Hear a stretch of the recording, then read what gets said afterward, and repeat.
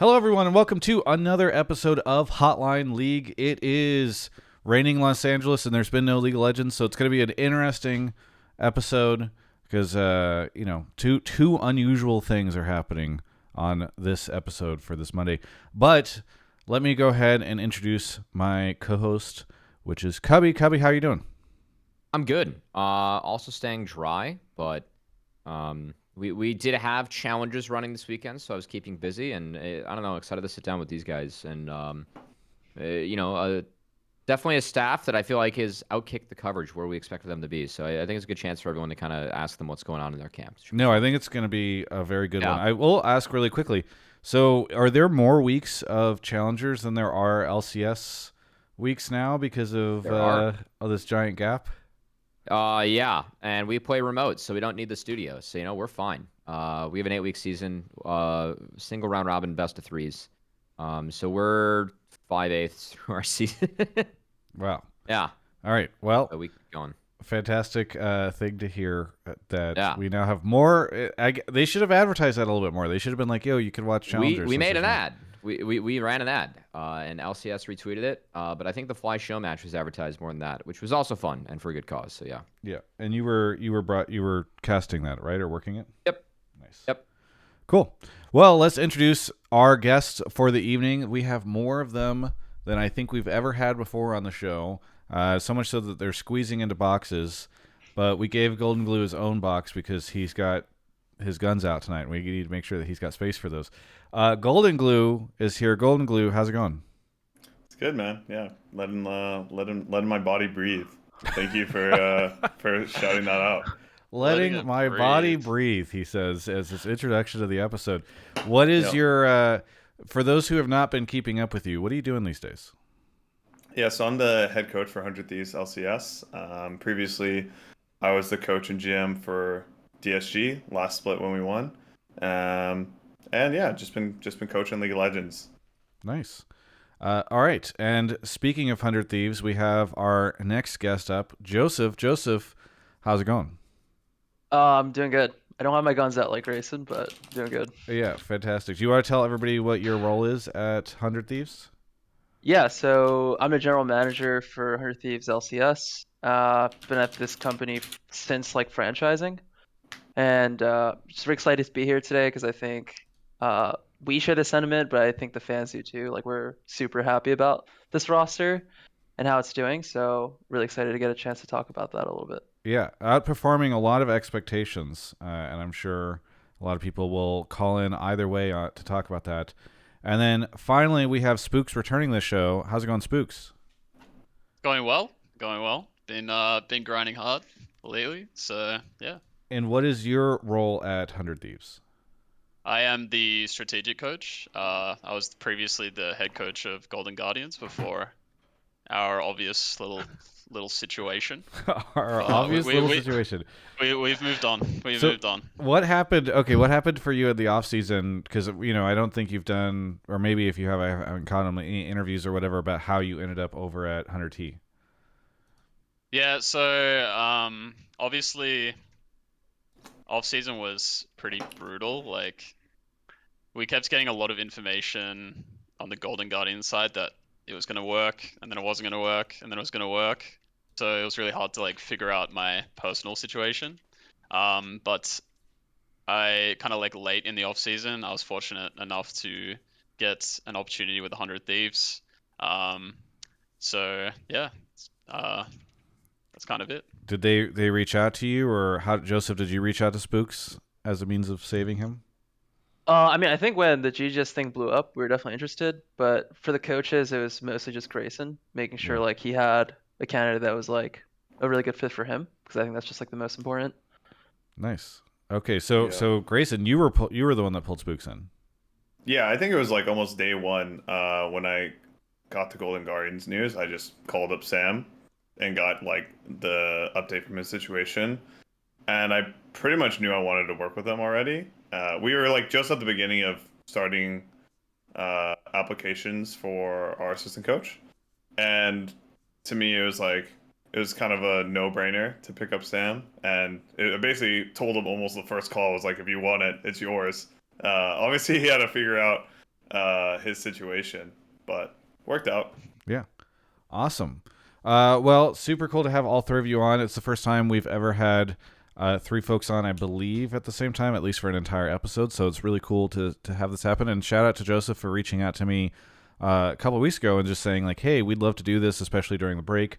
I love to see that. I wish more people were, realizing that doing content and doing all this stuff is a great way to get information out there and get sort of fans the ability to connect with the industry and the world and the league and all this stuff. So it's been really cool to have this episode coming up. But before we get into calls, let's circle back on everything that has happened in competitive League of Legends in North America in the past week. Cubby, what do we got? What happened this past week in competitive LCS news? Oh, you said LCS. I was prepped. No, I knew what you were gonna try to do, so I qualified it. FlyQuest raised $8,000 for charity in their show match, and that's about it. I mean, good to do, but it has been a kind of a weird week without anything. How are you all spending this break? How are the teams spending it? Because I don't think a lot of people know about this. I think it's different for each team. I think some teams took up to like 4 or 5 days off immediately. I think some teams only took 1 day off, like the normal 1 day break. For us, we were kind of in the middle. We took 3 days off, and now we're back to kind of a normal schedule. Today was our off day. Tomorrow's like a pseudo day off. We have more content we're doing. But for the most part, like most of the teams are just grinding and practicing, and I think everyone's just trying to find out how to keep the practice as like competitive or as serious as possible. When you're not playing for like 3 weeks, it's always a bit more difficult. Yeah, is that also? Oh, go ahead. I was just gonna say we're also on a new patch, so yeah, we're on the 14.4 grind, which honestly, playing on new patch for LCS is pretty exciting, especially as a coach. Kind of gives you like something more than you have in the past to work on and help work with players on. So it's kind of been a blessing from a coach point of view, I would say. Have teams and scrim partners been not great about staying focused when there's a giant gap, Goldenglue? I mean, I think it's just I don't think there's anyone specifically that comes to mind that's like, oh, these guys just aren't trying. I just think it's like it's a bit harder when you have 3 weeks of practice and until the regular season game. It's different when you're practicing for playoffs because it's like pretty high pressure and like every like practice game matters. But when it's like 3 weeks until a regular season, it just feels like really arbitrary. But I think, like Sam said, because it is a new patch, it actually works out pretty well because we just get to experiment pretty freely with like new champions that they buff and nerf, and I think we're definitely using the time to the most. So I will say some teams we've scrimmed, it feels like they're just scrimming on the same patch, like they're not trying anything new starting in week 1. I'm just like, what are you guys doing? Like there's like 3 weeks of a new patch. Like don't do your stage draft 3 weeks before match. Like try new stuff, but that's pretty much it. Interesting. Well, at least it gives you a controlled variable to experiment with, which is all the stuff for the previous patch. All right, so for those who have not been paying attention to LCS recently, Joseph, what position is 100 Thieves in? We're in second place. Sole possession of second place. Yeah, sole possession. Exactly where we predicted ourselves to be, obviously in the preseason. So really, you guys you weren't ambitious enough to predict first place? No, I think we had to like give ourselves like, it's like we always want to like, kind of like do small promises and over deliver. So I think first place would have been a little too much. C9 was in first place. Yes. Yeah. Okay. Yes. Yes. So. And they're not currently in first place, which I'm sure we will talk about some on this episode, especially because the last episode, if folks didn't get a chance to see it, we had Revenge on, who was talking. We didn't get to talk as much about the state of the LCS because of the fact that we were talking a lot about his retirement and sort of that whole situation. So I'm excited to dive in this time. Cubby, where did you rank 100 Thieves at the start of the season in your power rankings? Is that also second? I had him last in D tier, which would put them at 8th. Nice. So You had us Joseph at is 8th? shocked. I did have you guys at 8th. Wow. sick. Okay. You and a lot of other people. It's alright. Yeah. Wow. Yeah. Yeah. Well, Yeah, I don't take it personally. It is what it is. Oh, What- it's fine. but most people did have you guys in the bottom 3, I think, right? It was kind of Immortals, Shopify, you all. Yeah. Yeah. What?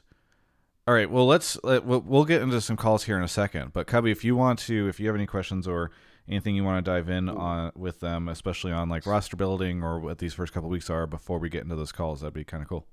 Yeah. I actually like kind of have one. Just we haven't had a GM on here yet, and so I actually kind of wanted to ask you, Joseph. Like, I know like how much different was this offseason for you as a GM ecosystem wise? Because like money was down, obviously teams left late. Like what kind of new challenges were you faced with this offseason as a GM with figuring out like your team? Because I know that also 100 Thieves, I don't know how public they were with like, at least shrinking things LCS side. I think Nashad like was bringing up a little bit that, things weren't going to be as big as they were in the past. But like, how was your offseason different kind of going into this, just given what the ecosystem was like? Oh, it was very different. I think for context, for people who haven't seen 100 Thieves roster builds in the past, I think with every new team that enters into a franchise, it's usually like very, very excited owners that have basically like a blank check, and their way of like trying to engage with the community is like trying to put a roster that is able to be competitive right from the get-go, right? And you saw that with EG when they entered. You see that with like FlyQuest with their super roster last year. So we were always like competitively like top 5 in spend. And I think we were pretty transparent about how the ecosystem was last year and how much our budget was shrinking. That compounded with just like how the entire ecosystem was just like kind of going down, not just in League but in other esports. This is like a very different off season, because usually it's like let's go through our scouting processes, rank all the players, power rank them, and then just like figure out all the roster permutations and see which ones give us the best results. Whereas this year, it's like, okay, I don't want to say like we're immortals or anything, but it's like, okay, now we're in like a similar situation where our budgets are like similar to these bottom spending teams, and now we're faced with very, very similar challenges. So, what are the learnings that we can take away from roster builds that those teams have attempted in the past, and what can we do differently? And I think the biggest conviction that I had to stay true to this offseason was like, if you're not like priced into winning right now, you have to be willing to take risks, because I don't think anyone wants to see like a roster that has like a middling ceiling as like the roster you want to push forth when you're not in a position to win. Because the way I think about it is like we are very clearly an entertainment industry, right? And all winning really does is it like puts like light onto like your product, and your product being the team. And if your product isn't interesting, no matter how much you win, like no one's going to support that team, and it's not going to be a product that people are excited about. So what can we do? What's the product that people will be excited about, and what is something that will have like values that the community will really align with? Um, so for us, I think we were very, very set on like taking really big bets. And that's one of the main reasons why my first signing in this offseason was Grayson. Funnily enough, this like offseason was very, very hectic. Like people like Licorice became available, right? People like Sven became available, and those guys I would say are like very, very, very good players in their roles. And even given our budget, like those were options available to us. So I think that just goes as a testament to show like how strong we were to our convictions. Because I think like teams like Immortals in the past or other like lower budget teams probably were in very similar situations where like we can just sign Licorice or we can just sign these other players. Why don't we just go ahead and do that? And I'm very excited to see some of our like bets, kind of coming to light this early on. Like kudos to all the coaches; they've been doing a fantastic job. But I think that's why like this roster is just so exciting for us, because yeah, we just took really, really big bets, and I think that's how teams that if they don't have, the budget, to like win this current year, that's what they should do. and they should try to itemize to, try to enter into a championship window by taking these bets into the future. Why do you think it is that because you are obviously not the first team to try to do something that is like more budget, more growth. I think we've seen varying levels of this, right? Like Dig and Immortals for years have run teams that were probably below the spend of a lot of others. We saw Golden Guardians do kind of like a hybrid thing. Obviously, they were spending a little bit more maybe, than those teams, but it was sort of a, hey, we're not going to get the big names that everyone's going to expect. We're going to get the players that we think we can surprise folks with. And then they did find success with it. But even then, it took them a long time to get there, it feels like. So why do you think it is that, despite these other teams having tried and failed in most instances, you guys have been able to get going right out the gate? Yeah, so I think just candidly, the advantage that 100 Thieves and other top tier brands have against other orgs is like when you're a player, right? And you're going through the off season, you have all these team options. What are the most important things about making a decision, right? It's like obviously compensation, like what is your overall salary package, like benefits. And then secondly is like who are you playing with? Right? Those are the two most important things. But like the third X factor that a lot of people don't take into consideration is like the brand value. So I think 100 Thieves has a really cool ecosystem outside of League. We have really bought-in owners. We have just like a lot of cool apparel, and we're a very functional, healthy company. And we have like a reputation for doing well in a lot of esports. So that's like a huge advantage that I think that I don't take for granted. Like if I offered the same roster, same package to the same player, and if I was another team in the league, I'm not going to name names, I think a lot of my propositions would have gotten turned down. So I think that's one of the very unique positions that, if you're an org that has had, success in the past, that is one leverage point that you have over these players. So I think that's pretty much the biggest selling point. And I think with teams shrinking down 2 spots, that was also a huge advantage point for us, right? Like the kind of supply and demand of there's fewer slots but more players available. So we just got honestly extremely lucky. Obviously Grayson talked about how great a pickup Spookz was, but I don't know if this roster would have been functional without River. He is such a core part of it, and I think one of my biggest concerns just wasn't Sniper, because everyone was hyping him up on social media of he's the next prodigy, and internally we were like, holy shit, this guy has a lot of work to do. He's not going to be as good as everyone thinks, but he's honestly surprised us. And I think the other piece is Quid. That one was a really, really, I would say even from us internally, it was a risky decision, just because if when we scout players, we look at all their scrim games, stage games, and we have a very, very thorough inspection process. But his summer games were pretty bad. So I think when we scouted him before summer split, we just saw so much potential, and obviously the environment and just there's a lot of things wrong with summer split. So it just didn't feel right when we felt like we did all the research and we found the right player. And especially given how dominant River's been in the league and his bilingual skill set with Quid has just really, really brought him online. So I would say Sniper really, really performing above expectations, and us finally getting the version of Quid that we scouted for is one of the primary components of why this roster is doing so well. Yeah, it's awesome. I don't know, Cubby, if you have any other quick questions or if we should just hop into calls. No, that was really the big one. Thanks for a really thorough answer.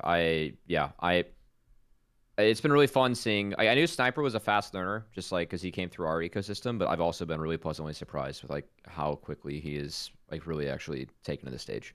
Coach, he's Sniper is a fast learner. What do you guys think about that? Yeah, he can be. Sometimes. He can be. Oh, it can be. All right. The thing about Sniper is that he's for a young guy, his mindset is so is really, really solid. Yeah, he's really confident. Well, he gets a lot of feedback.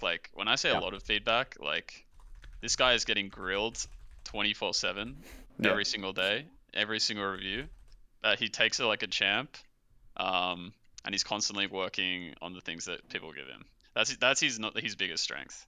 Yeah, 100%. Yeah. All right. Well, Joseph, your webcam is kind of going weird. I don't know. You can put your hand in front of it. That usually resets it. Yeah, the autofocus sometimes is kind of weird. All right. Well, hey, I think we have a whole lot of fun stuff to get into tonight.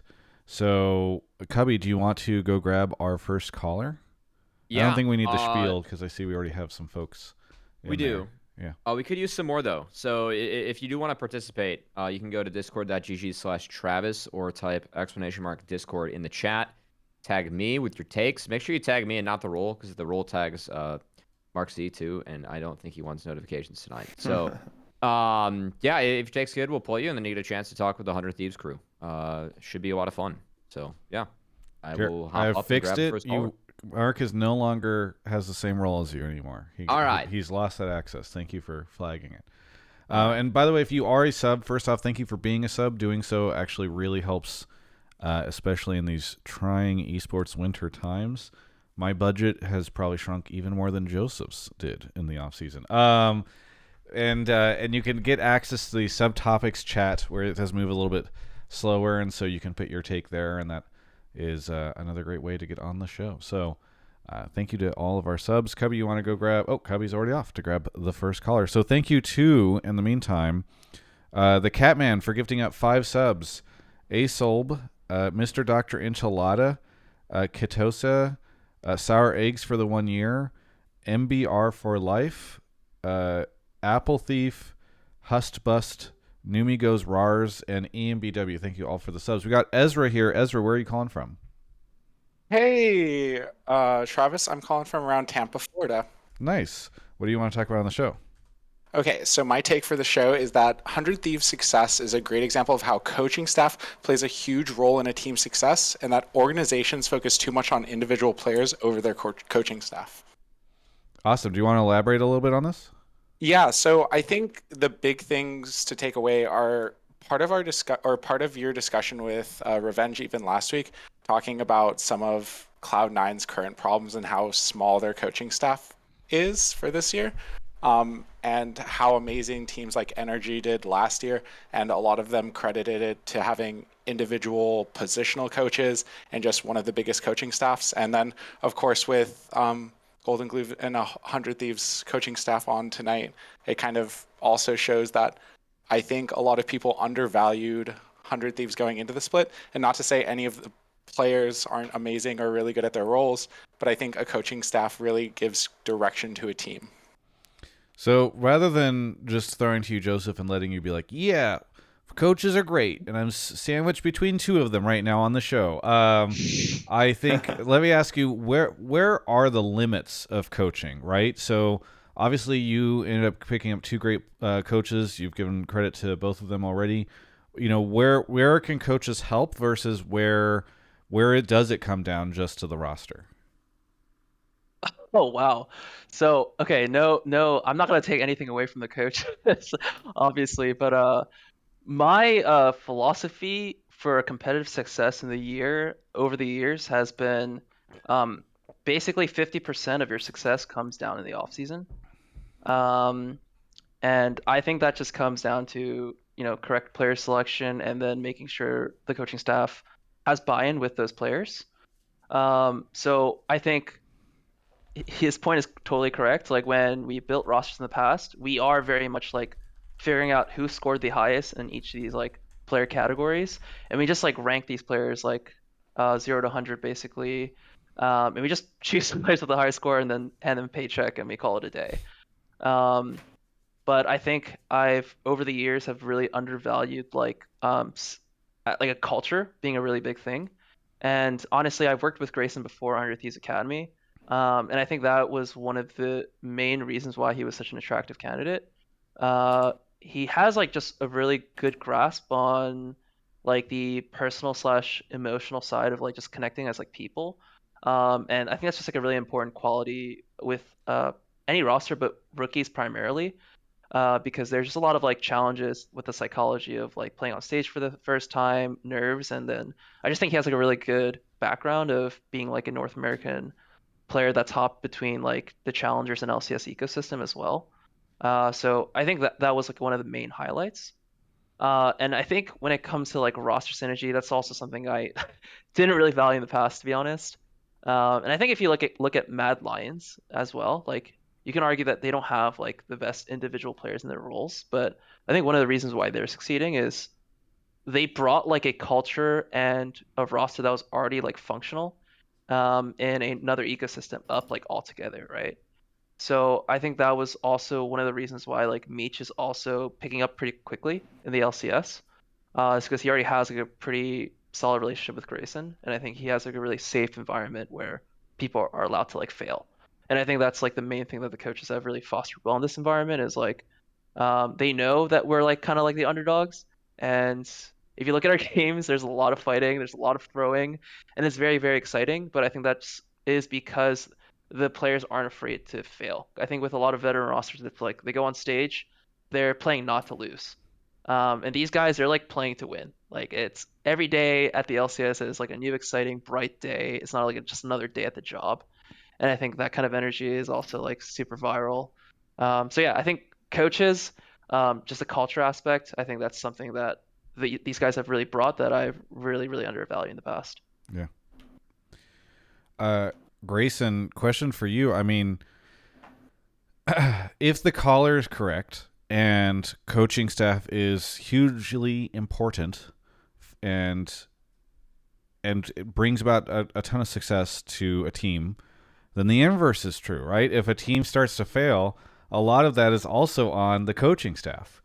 And so I'm kind of curious, like if the team starts to struggle, is that on you and your crew, or because you kind of have to have both, right? In a world where coaches are incredibly important, then they have huge impacts on both success and loss. And so how much is it, coaches whenever the team starts to struggle? I mean, so I think to what Joe was saying earlier about like, how important the off season is. I think Joe did a really good job of like really giving me a lot of power and control of like building the kind of culture, the roster, and the coaching staff that I thought would be successful. I don't think every team is like that. Sometimes like teams already have like a lot of players already locked in, and sometimes like coaches actually join like after the team's already built. So I think it is like kind of on a case by case basis. And I think one of the reasons that we're able to be so effective is because when Joe picked me up, basically we only had sniper, and like Quid was like we'll probably keep him, but not for sure. So we really got to like handpick a roster that I thought would work well with the pieces we already had, and also people that like I really wanted to work with, and I think that I could see succeeding. So yeah, I mean I think it's fair to give coaching staff like if they fail when like you let the coach basically build a roster and be like, hey, I want this roster. I think this is like why it's gonna work. And if it doesn't work, then it's like, yeah, that idea was maybe bad, and then it could be the coach's fault. And obviously, like, I think the one thing that I was hearing about Joe that I just want to kind of emphasize too is that I think the coolest stat I've ever seen, and that makes me more proud than any other, like being second place or whatever, is that we have like the bloodiest games of any team in any region. I think that's the fucking coolest stat ever. And it just like it also makes me feel that like what me and Sam are saying is being heard. Because we do tell them like we want them to take risks. Like I don't care if they go up there and look like an idiot. I want them to go up there and look stupid. Like be willing to look stupid. Because when you're too uptight, and that I could definitely see like Quid was a very like serious guy the very first few matches on stage. Then he kind of like flipped a switch and was just like, I figured it out. I don't care anymore. I'm just gonna play how I know I can play, I guess, if that makes sense. And not worry about like making a mistake. And once you feel that it's kind of like you're just like unlocked. So I do think coaching staff can be helpful and like relieving that pressure for a player, because there's already so much pressure on all the guys. And I know Spookz has felt it as a player. I felt it as a player. Like you don't need your coaching staff to like always be putting more coal in the fire on the pressure department. So yeah, I mean, I guess to get back to, I kind of went on a tangent, but coaches can be blamed for losses for sure. Yeah, like especially bad drafts. Yeah. I think like one thing that I just like want to chip in that I think goes into this is that I do think over time, like having so many coaches now that are ex-players, like I think has created like more valuable coaches. Just like as we've gone throughout time, right? Like more people have figured out like, okay, these are people that can lead young people. Like these are people that can relate to like the gamers we have coming up. And then not just that, but the people that are successful in the role get to continue to do it, right? And so they also get better themselves professionally.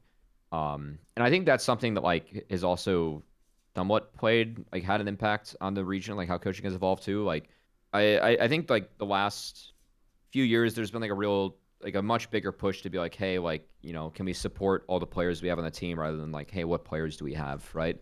I kind of get that sense more from like community sentiment of like, hey, like what are all the pieces that are going into this, right? Which I appreciate because I think that whoever you have in the building matters, right? So yeah. Yeah. No, I think that's really well said. I don't know, Spookz, if you have anything that you want to throw in here. I know we just kind of talked around you about on the topic of coaches. I think ultimately, like, yeah, your job as a coach, you have to take accountability for when your team's not performing, because like how you set up every single day from the start of the season is going to affect your players and how they perform. So, I mean, who else is it going to fall on? If it doesn't fall on the players and the coaching staff, like we're just going to push it aside. So, yeah, you have to take accountability when it's not going well for sure. Yeah. Do any of the three of you think that other LCS teams undervalue coaching staff? I mean, I feel like seeing 100T overperform expectations and overperform kind of, and I mean no offense to the players, but the players and the roster, and hearing a lot of people talk about coaching as a part of that. We had Revenge on, he was hyping you up a ton last week, Goldenglue. And then we see last year NRG with their army of coaches again overperform expectations. Do you the three of you think that other teams in the league undervalue coaches, that perhaps spending less on the players and more on the coaching staff would lead them to better competitive success? I do think on the point of like having coaches with pro player experience is like really important, which is why I feel like you see a lot of teams that with the individual coaches having more success, because I think what tends to happen is when you have coach who hasn't got pro player experience, they look at the game through like, you look at the game through spectator vision with perfect information, and you struggle to really understand what a player is thinking, and so it's hard to give good feedback on that. Which is why I think it's really important to have that kind of setup, and I think it helps a lot. Yeah. Yeah. I mean, I agree. I just think that like coaches can make a bigger impact, and I think as like Spookz and myself and like mature as coaches, right? Because we're still like relatively new to coaching in general. Like I've been a coach for like 2.5 years, 3 years, which is like still like kind of new, in my opinion. Like, I do feel like I've improved a lot over the last like 2.5 years, but I think once you get pro players experience, like racking up experience as a coach, you can definitely have a really big impact. And I definitely do think a lot of teams don't maybe spend enough time making sure that they're picking up the right coach for the culture that they want to build. Yeah. All right. Hey, thanks so much, caller. Do you think that we accurately answered or addressed your thoughts on the coaching side? Yeah, no, I think you all covered it really well, and I just wanted to say I really appreciate all the really great coaches out there. Awesome. Hey, thanks so much Thanks, for the call. man. Anything you want to shout Thanks. out? Yeah, shout out 100T coaching staff since they're on your show tonight. Shout out the other people that agree to come on your show, because I know you've said it's been hard to find people to come on the show. And shout out you, Travis, for running Hotline League. We all appreciate it. Yeah, Thanks. thank you so much for the call, and shout out to you for calling and all the other callers. So thank you so much for your time. Bye. Catch you next time. Awesome. I'm a wholesome guy. I know. Yeah. Like him. Yeah. I know. I'm I feeling know. so positive right now. Yeah. Yeah. Yeah. That's some dopamine for you guys. Yeah, we're starting off with that one so that whenever Covey pulls one soon that's going to talk about how shit you guys are, Let's go. you're in a much I'm better ready. place. You're hyped up for it. Okay. Covey, you want to go grab the next color? Yeah. Shout out to let's see, we got Spud Tugger, QTC's God, Above the Ocean, Toxfire, and ppdoc for 1 year. It says that we just hit 1,000 subs on Twitch, but then on Twitch, on the back end for Twitch, it tells me that we're at 996. But regardless, thank you everybody for your subs. That is awesome. Also, shout out to over on YouTube Nino for becoming a member, Joshua Lippelman for the $10 super chat, and then Matt Olson. Thank you for becoming a member as well. Thanks everybody. We got Cubby coming back here in just a second, joining us with the 100T coaching and management staff. We've got Master Gen 1. Master Gen, where are you calling from? I'm actually calling from Jamaica. Jamaica. Awesome. Do you live there, or are you visiting? No, I actually live here. Nice. That's awesome. I've never been to Jamaica. I would really like to visit sometime, but always great to hear from somebody who's not calling from the 50 states. What do you want to talk about on the show? So my take is that even though we've been on live patch since the opening of the season, we haven't seen any real innovation from any of the teams. We've pretty much seen only the same things that we've seen from LPL or LCK.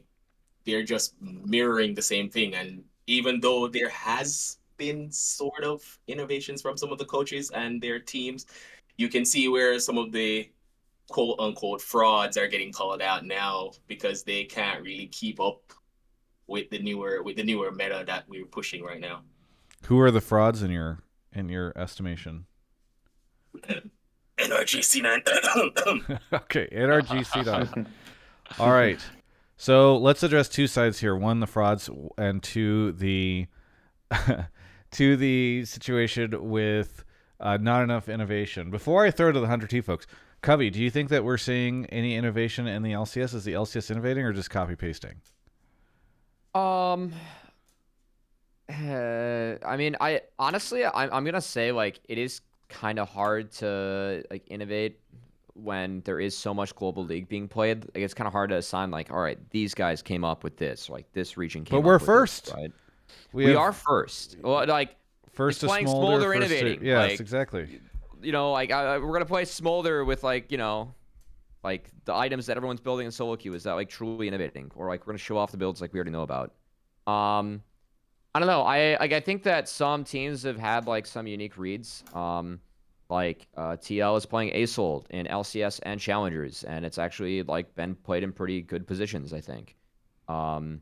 I really liked a couple of the drafts that 100 Thieves have had. Like Game 1, the Riven Seraphine. I don't think that 100 Thieves is a team. Their strong point for me isn't laning. They draft teams that like do well when they group up, like they're able to find fights, right? Like they're able to like take champs like these guys can lane with. They were one of the few teams that's like playing Sen and Not, which I think is just a super busted duo from LCK that like really only them and TL have like been adapting. So I like in a sense, yeah, but also like I almost credit that like elsewhere, despite us like being ahead of the patch. I can't like really say like we've had like any like super like unique twister builds like really emerge, but also like I can't even think of like who innovated what outside of like, oh no, like this got played in Korea, now it's here, right? Like is Blippo playing one game of Mordekaiser like truly, innovating, right? Or is that just like he thought it was good that game and so we're gonna play it? It sounds like you don't think that the LCS is innovating. Not really. There hasn't been like any strat that's like come out of our league where I'm like, hell yeah, this is good, and like now it's being played everywhere, right? Yeah. Okay, and this is like my 2 cents as well. So just like what Goldenglue was saying with some of the scrims that he's seeing, like you can't really start playing your picks 3 weeks in when you're trying to innovate. That's what the whole scrim process is for. It's just to see what works and what doesn't, and just going with standard stock where you see it from LCK. You've seen it 13, 14 times every week. No one really pulls that in. And even from an NACL standpoint, not that we're branching off there, but NACL to me right now has more entertainment value, even them being on Fearless, than what I'm watching from LCS because it's more fun to watch. It's visually more fun to. It may not work, but visually it's more fun to watch because the players are getting to show off their skills on other champs that you don't normally see in drafts. And you're actually seeing that maybe this isn't a bad pick that we could actually try out. So that's where I'm standing. It doesn't give me that visual want to really go in. Even with the Shopify Rebellion with the what's it called? Scion mid. I was like, okay, I see what you're cooking. And that was fun to see because it's not something that you would gravitate to seeing in mid lane. Scion mid. And then 100 Thief came in with the Aatrox to counter it. And I was like, God damn, this is fun. So things like that really, really get me pumped to watch the LCS. But when it's things that I've seen every morning at 3 a.m. on LCK, it's like, do I really want to spend half an hour watching this? 100 T friends. I mean, Go ahead, Grayson. Sure. I mean, yeah, I do agree. I think some teams, and even us, we've innovated, like, I guess, a little bit, but I feel like a lot of our counters just make sense. I do think, definitely just from the practice, like, I don't understand why teams wouldn't experiment a bit more in practice. So I'm kind of, I kind of agree with that. And I think a lot of times it is, like, there's only 3 days, but basically 3 or 4 days of practice of a new patch where we're just like people are trying stuff. So there is a really low amount of time to actually try stuff. So I feel like that's maybe like one of the reasons why you don't see super crazy picks. But I do agree that some teams are like just not doing enough and trying to find new things that could be working. Yeah, I mean, I think I'm not really sure if it's like fair criticism. First of all, I think like LCS just plays way fewer games than other major regions, right? And in terms of like innovating, like let's just go down the line, right? Like we had Dignitas pull out Smolder. We had like Immortals pull out Zac. That was like one of the first games that was like played, and they also pulled out like Testifate bottom. We had Insanity pull out Garen and Silent mid. We pulled out Aatrox mid. We literally played Riven our first game of LCS.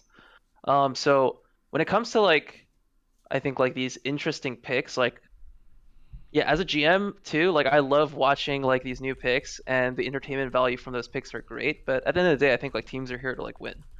And given the number of practice days and given like how tight I would say the current standings are, I would say that's probably why a lot of some teams are not like catering their practice towards picking up these new picks, right? Because League is a super complex game. It's like when you're playing the same champion over and over again, you have like so much of your like brain space is able to focus on other aspects of the game, like things you need to communicate, how to work with your teammates, how to team fight. Like you can focus on so many more things cerebrally. When you're playing a new champ and you're trying to figure out how to navigate that new champion, like your brain just isn't capable of like calculating and make the same like level of high decisions like as you would normally be able to. So I think teams that are kind of struggling in the LCS to find their identity right now, they probably just don't think it's like worth the risk to try and pick up new picks because they feel like they have a roster that's capable of bringing them wins just playing standard. So I think like the LCS has had a lot of like new picks, and we're on live patch, so I think we're doing a lot more interesting things this year. I mean, I know our team's super bloody, so that's always entertaining. So if you feel like the LCS games aren't entertaining, at least advise you to watch our games because we're the bloodiest team in the world. Trust me, I have seen all of 100 Thieves games. I'm at work watching your guys' games, and I can agree. Your team, 100 Thieves, they have innovated. Putting that Seraphine bot that first game, I was like, okay, I can dig that. Things look different when I see you guys. I can say for you, Shopify Rebellion, and what's the last place team? What's his name? I forgot the last place team right now. But Immortals.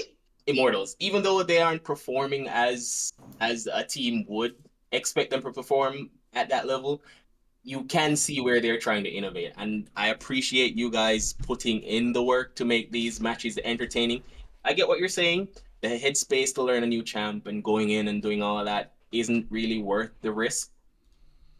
But the frauds are starting to show now, and we can agree that copy pasting isn't going to work because it shows us up not only regionally but on the big stage. Because when we match 1-for-1 against these guys who play these champs 13, 14, 15 times, best of threes a lot, we start to see where we start to crack. And when we start to innovate things and start to put it forward, we now dictate what we play rather than trying to match what they've been doing for an entire 2-3 splits.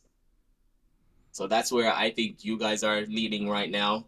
Even though you're not first place, I think with the continued effort that Goldenglue, I've been watching Goldenglue since DSG, you guys are putting in the work, and I think you'll get it. But I just think that we're putting too much emphasis on copy pasting, and Life Patch is doing it's being given a disservice, to be honest. Hey, Hunter T, is that true? Because I always we always hear this from many callers, right? This idea of, hey, when we go internationally, if we face off against people who just are better at us at these comps, like we need to innovate because otherwise we can't win playing what they're playing. Is that true?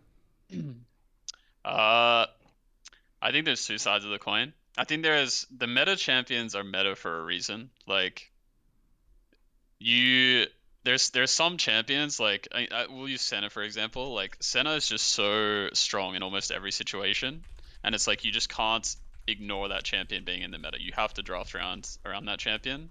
On the side of like, yeah, when we go against really top tier Eastern teams, the games are tough. I think what you need to change more so than draft is your mindset going into the games. We actually me and Grayson talked about it recently, but we really feel that the best mindset you can have going into the Eastern teams is to just be really aggressive, be really confident, and make the game have more variables in it. And that's probably the best way to beat those teams. To just be able to innovate and create some crazy draft that's gonna work is like the game League of Legends is just so well understood that it's hard to create those kinds of situations. And you can't just ignore some of the picks in the meta. So yeah, that's kind of my take on that. Yeah. All right. Thank you so much, Master Gen, for the call. Anything that you want to shout out here before we move on to the next call? I want to shout out the 100 Thieves teams. I'm a recent convert, so it's good to see that you're performing this split. I appreciate it. And all the regional fans here in Jamaica, they're watching. They're maybe not saying anything, but they're here.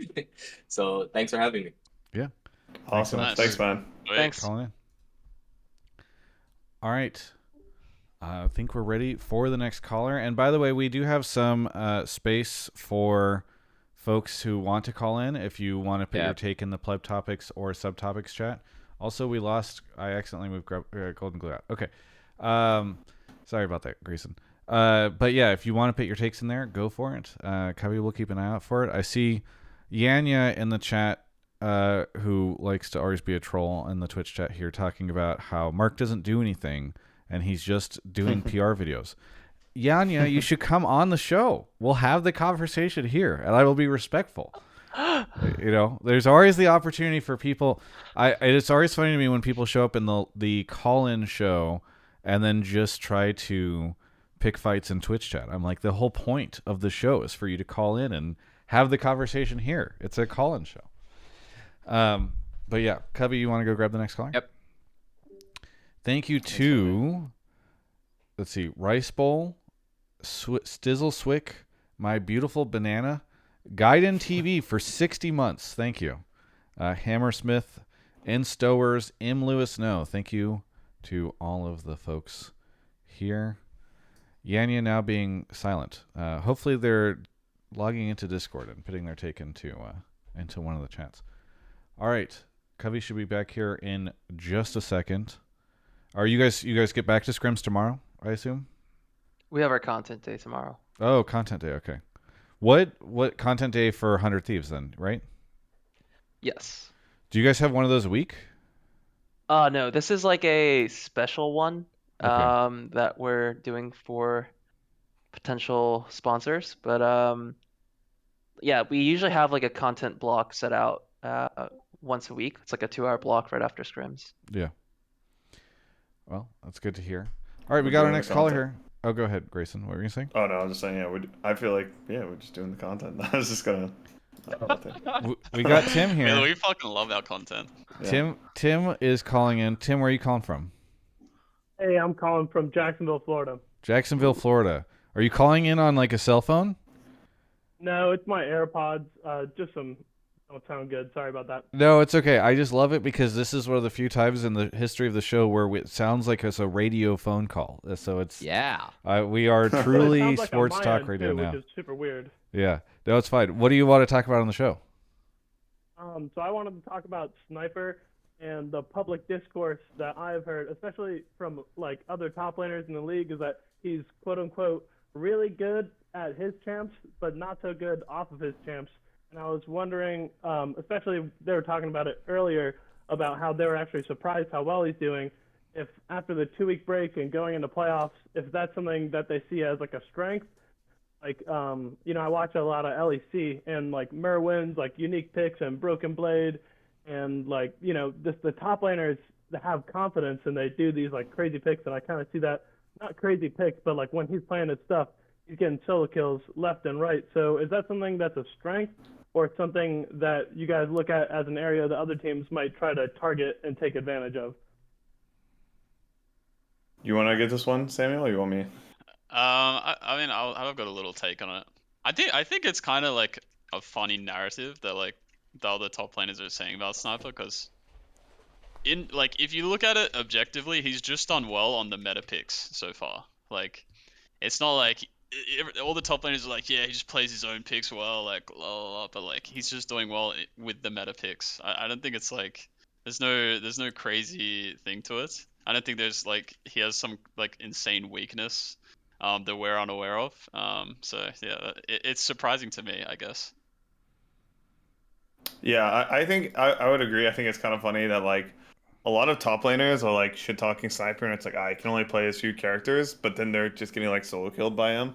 So I think it's just like it's something to protect their egos, that they need to say. It's like shit. Yeah, agreed. Well, he's solo killing me on this, but he can only play that one. I feel like Sniper's energy, like, you probably get so tilted getting solo killed by specifically Sniper. Like, he's just always he's so happy-go-lucky walking around. Like, he's too bubbly. Like, he's too happy almost. And he's just over the other side of the stage, just doming you like 1v1. So you're saying it's Salt that is perpetuating this story or this sentiment? Yeah, around I think Sniper. the old sultry men just in their little corners can't handle the pain. Yeah, agreed. Yeah. Covey, any thoughts on this? I wasn't surprised to see some of the top laners chirping Sniper because he's new and he had a lot of hype behind him. And like, I mean, even Joseph said earlier, like, like behind the scenes, like Sniper had things to work on, right? Like, and as someone who has watched all of his tape for the first 2 years, I was in this very much the same boat. I was like, I think that 100 Thieves, it's like, let's see how much they improve in the spring, and then we'll see where they're at in summer if they can compete or not, right? I don't know, like, Sniper's solo queue champ pool is like definitely different, but again, like, he's been dominating on Aatrox, so I think that the narrative is just like everyone's playing Aatrox, so everyone should be able to play Aatrox right now, right? So I think that's kind of silly. That said, I do think though, like, I want to see how much Sniper can adapt, like, if and when the meta does shift.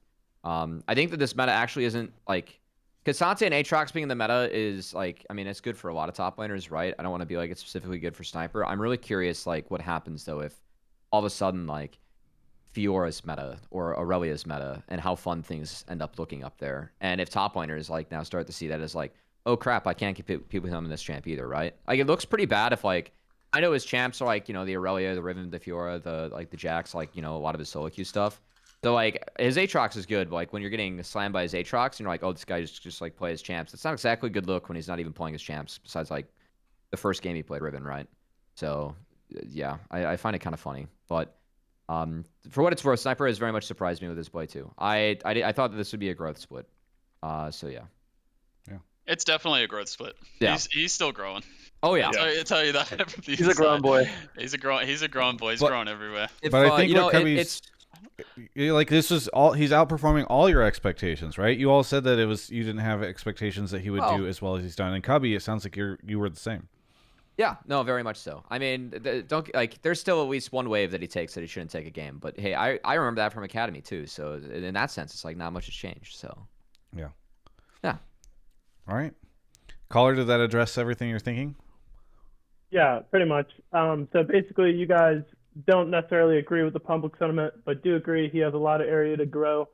I guess you guys never said, like, I guess if you don't believe it, then there's no, like, if it's a strength or, like, a weakness that you have to address going forwards. But, like, quick follow-up question. Like, he definitely has, like you guys are saying, like, the most energy of, like, anybody I've seen in the last couple of years. Is that just, like, contagious for, like, your whole team, including the coaching staff, to have somebody that really, like, lights up the room like that? Because, like, this guy, he's getting so excited, and he talks about how excited he is. And I don't know, maybe that's ostracized. Not a lot of people, like, talk about, like, oh, my God, like, that was exhilarating. Yeah, I mean, you go. yeah, I mean, I think me and Grayson will say the same thing. But like, I've worked in esports for, I don't know, 12 years, and it's easy to kind of like, it's easy to fall into environments where it's like, everyone's getting like a little bitter, and you get like stuck in the grind, and it's kind of a bit miserable at times. But I feel like Sniper is like, he's just this breath of fresh air. He just brings this like level of positivity that I haven't experienced from I don't think any player. He's definitely unique. And I think everyone around him, he creates like he's like a point of energy for everyone within the team for sure. Yeah, I think like Quid, funnily enough, he's only like 1 year older than Sniper, or maybe it's 2 years. But he calls like Sniper his like son, or he's like our kid on the team. And yeah, that's like a perfect way to describe it. It's like you show up with like your kid to work, and it's like their first day at school. Everything's just like so new, interesting, vibrant, and the energy is just like super contagious and viral. It makes us like, I would say, super excited to like show up to work every day. Like when you have other people like, you know, in the office or at the studios, just like, this is so cool. It's not just like another day in the office. Like it's just like a really viral energy, and honestly, it's just really refreshing. That's awesome. Hey, caller, thank you so much for calling in. Anything you want to shout out? Just want to shout out Challengers League. I just got into it. I never have watched it before this split, but the shorter times for the LCS and also the cool like draft format that they have has actually made it like super interesting to watch. So just wanted to shout out Challengers League. Yeah, awesome. Thanks so much for the call, and we'll catch you yeah. next time. All right, thanks guys. Cheers. I see Yanya in chat, who still has not called in with the earlier take, is now talking about how Sniper's not proven himself yet and is not the reason why 100T is winning. So feel free to call in, Yanya, with your new take. Both of these takes would be valid takes to call into the show. We'd love to see you on instead of in the Twitch chat. I don't know if you have it muted, but clearly you hear the He's takes, not even just not watching. me. He's just writing things. You're just reacting to people in the chat. All right. Cubby, you want to go grab the next caller? Mm-hmm. Off he goes. Thank you to M. Lewis Snow and Zawandi. Thank you for your subs. Over on YouTube, I should just mention, if you're watching on YouTube, you can become a member for as low as $2.99. And if you do, you get access to early content that isn't live yet. So, for instance, I've just live to video today that was been up, I think, for maybe 10 or so days. So feel free to become a member. You'll see some cool stuff over there. We got Waka here. Waka, where are you calling from? Calling from Long Beach, California.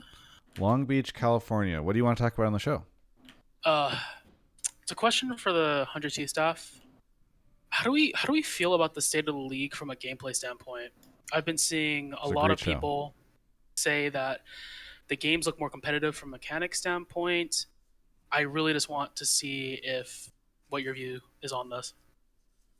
Yeah, sure. I'll start. I mean, I do think the league, it does feel like the most competitive it's been for a while. I think it's really fun to partake in. I actually think getting rid of two teams, it kind of felt like there's maybe one or two teams who, I don't know, we're kind of like shooing it in a little bit, and like removing two teams just made it compacted the league a lot, and it feels very competitive. I think the fact that like Shopify Rebellion's wins are against like a lot of the top teams is like a testament to that. And I do think, at least from like my perspective, it does feel that way. Yeah. Yeah, I would agree. I think definitely getting like players like Meech and Masu in the league was like an injection of talent that it needed. Um, you can clearly tell. I don't know. I've seen a lot from like the co-streamers as well. They've been talking about the mechanical level of the league. You can definitely feel that in the scrims as well. You can also feel it from like a macro standpoint. The game is just naturally gone way more fast-paced in every LCS scrim, which tends to happen when you have younger rosters. I mean, this is just my experience because we have a very aggressive team, and it makes the games more exciting. I also think it makes the league develop faster. I think aggression is really important. I don't think it's good for the health of the league to play like LCK. I think it's really bad to kind of match that level of gameplay. I think we're better following more of like an LPL trajectory. So yeah, it's been good to be a part of so far. So from the like getting that injection of younger talent, do you think it's because of the 8-team argument or of the lower income? The lower income. That's the one way to put it. It's because of the poverty in the LCS, I think. Okay, I would love to speak on this actually. Shit, brutal. It's actually not poverty. So like let's like dial back. I was actually talking to let's dial back Yeah, like Joe, I need a raise, man. I'm struggling over here. No. So I was talking to Grayson about this, and I was talking to like players like Sven and Licorice before, right?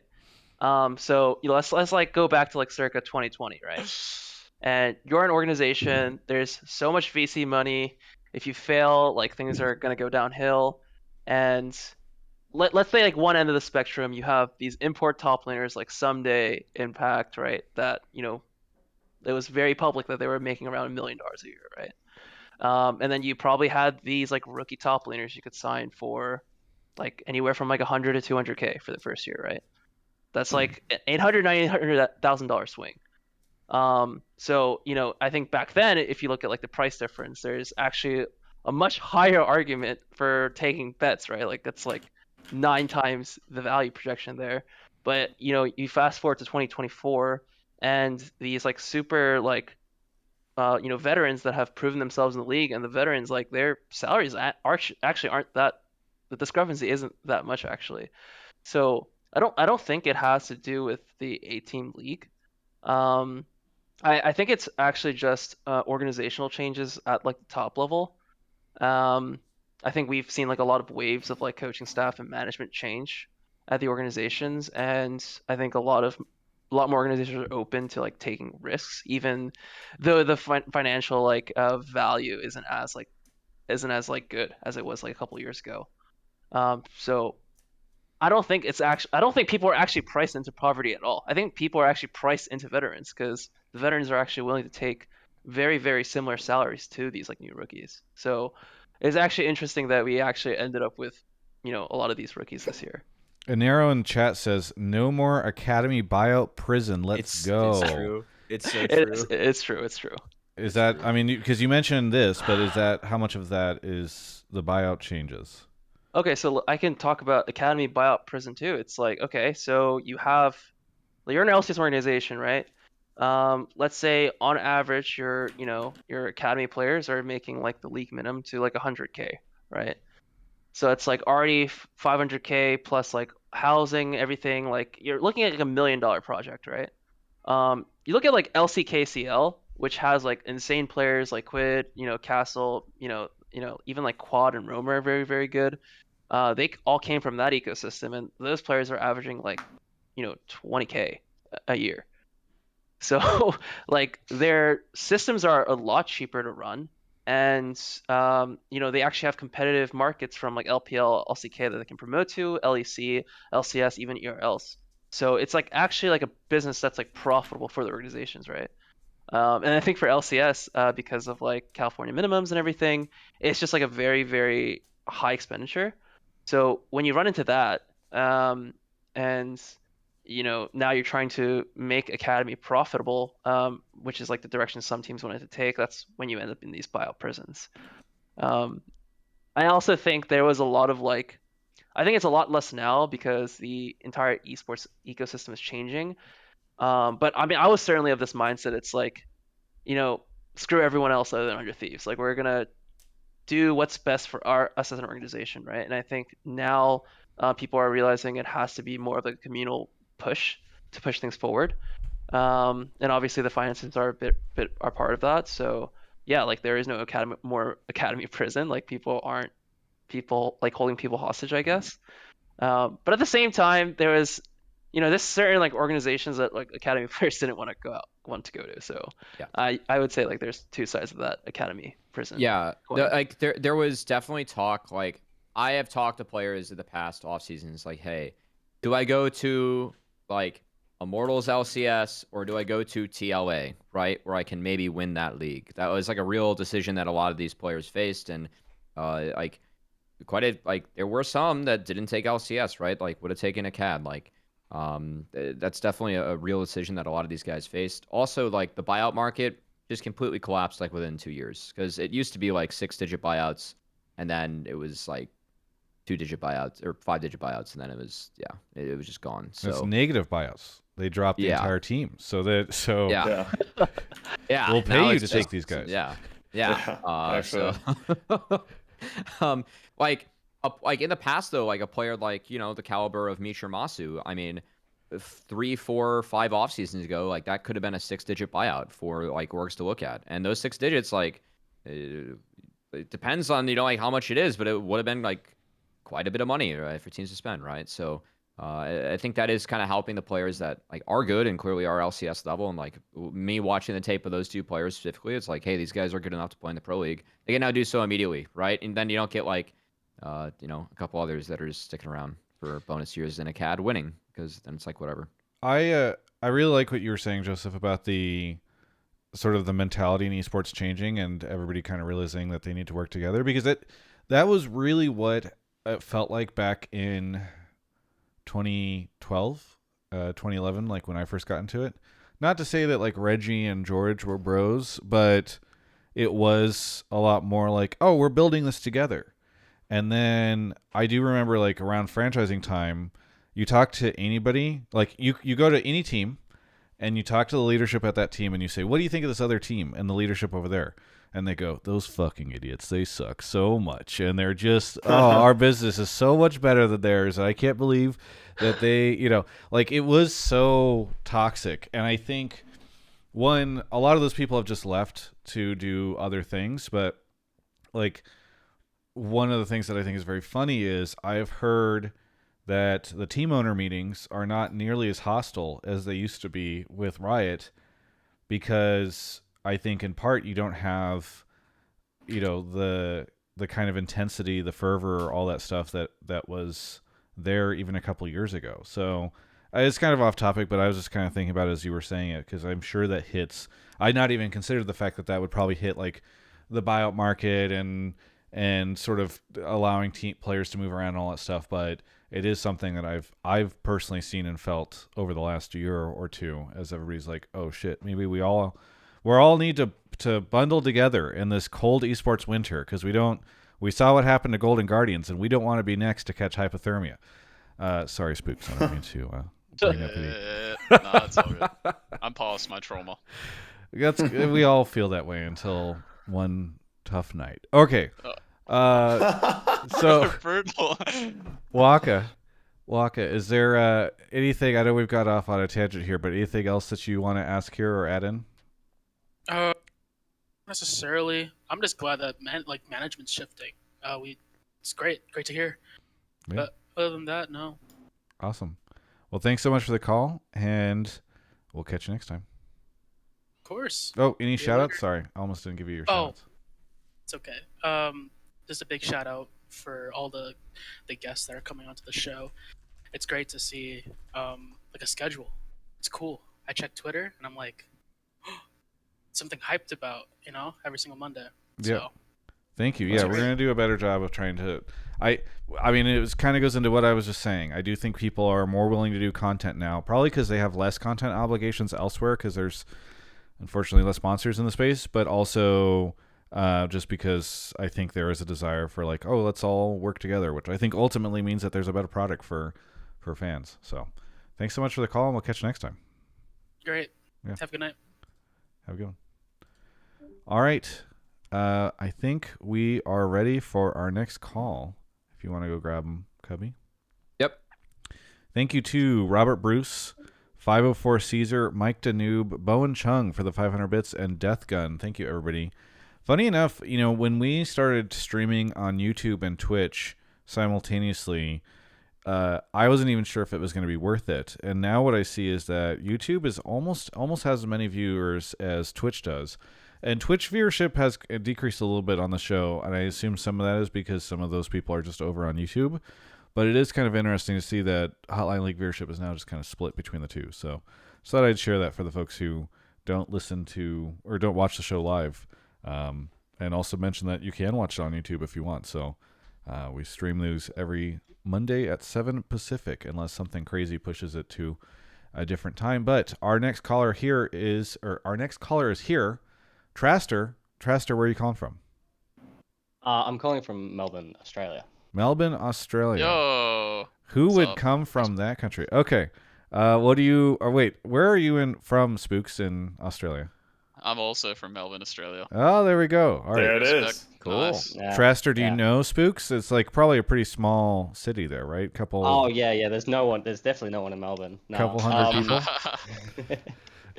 What What do you want to talk about on the show? That, Spookz? Yeah. I put a take a couple of weeks ago in with Spawn, and I guess it's kind of relevant today as well. So I wanted to highlight the Spawn and Goldenglue, and even Spookz back when he was on Golden Guards Academy back when he was coaching there. Great examples, along with the players that everyone kind of talks about, of the Tier 2 system working for development and a quote-unquote rehab of players and coaches, and how it's a good sign for things going forward in that area. Okay. Do you want to elaborate on it at all? I mean, yeah, it's kind of I have, I guess, more of a unique perspective than a typical LCS fan, because I followed players basically from OPL back in the day, RIP. But it kind of naturally led me through the Tier 2 scene, which I wouldn't really have been interested in potentially otherwise. And it kind of with that, it showed you that even like, 'cause obviously the players are often highlighted, but coaches, an example for Goldenglue coming up straight from Disguise to being the 100T now head coach, and Spawn being quote unquote promoted in TL. It's a place that is kind of almost like a quote unquote essential to the landscape, and is another demonstration of why it works. Hell yeah. All right. I actually think like this is something I kind of tweeted out, at least involving like Goldenglue and Spawn specifically, because I think one of the cooler parts about this call, or like at least like what this caller is pointing out with these guys, like I've definitely like I saw you and Spawn go to work quite a bit, and I'll even throw like Fold Spookz in here too with like the 21 Academy team, because you had a big turnaround in summer. I think you guys ended up taking third in Proving Grounds. In that tournament. Oh, yeah. That was a good time. Yeah, it was. Because like that's the team that Niles came back into with the CAD, and then you guys ended up doing really well. I think the coolest part for me about like seeing you guys hit the LCS stage is the fact that like I actually feel like there were some identities that like your teams have had in the past that I still see in LCS. Like Spawn's like the TL versus 100 Thieves matches for like 2 years straight between, Grace and you and Spawn. It was like TL had really, really good mid-game macro and would make very good decisions. And then you guys had Tenacity and Kenvi, who you freed them up and they had like beast hands, and like, you would try to out hands teams like here and there with these guys, right? And that was like, if I had to boil things down to an overarching theme, that would be it. And now what do we see in LCS. The fact that like Grayson and Spookz are running the team that has the most kills, like on average, in the world right now, right?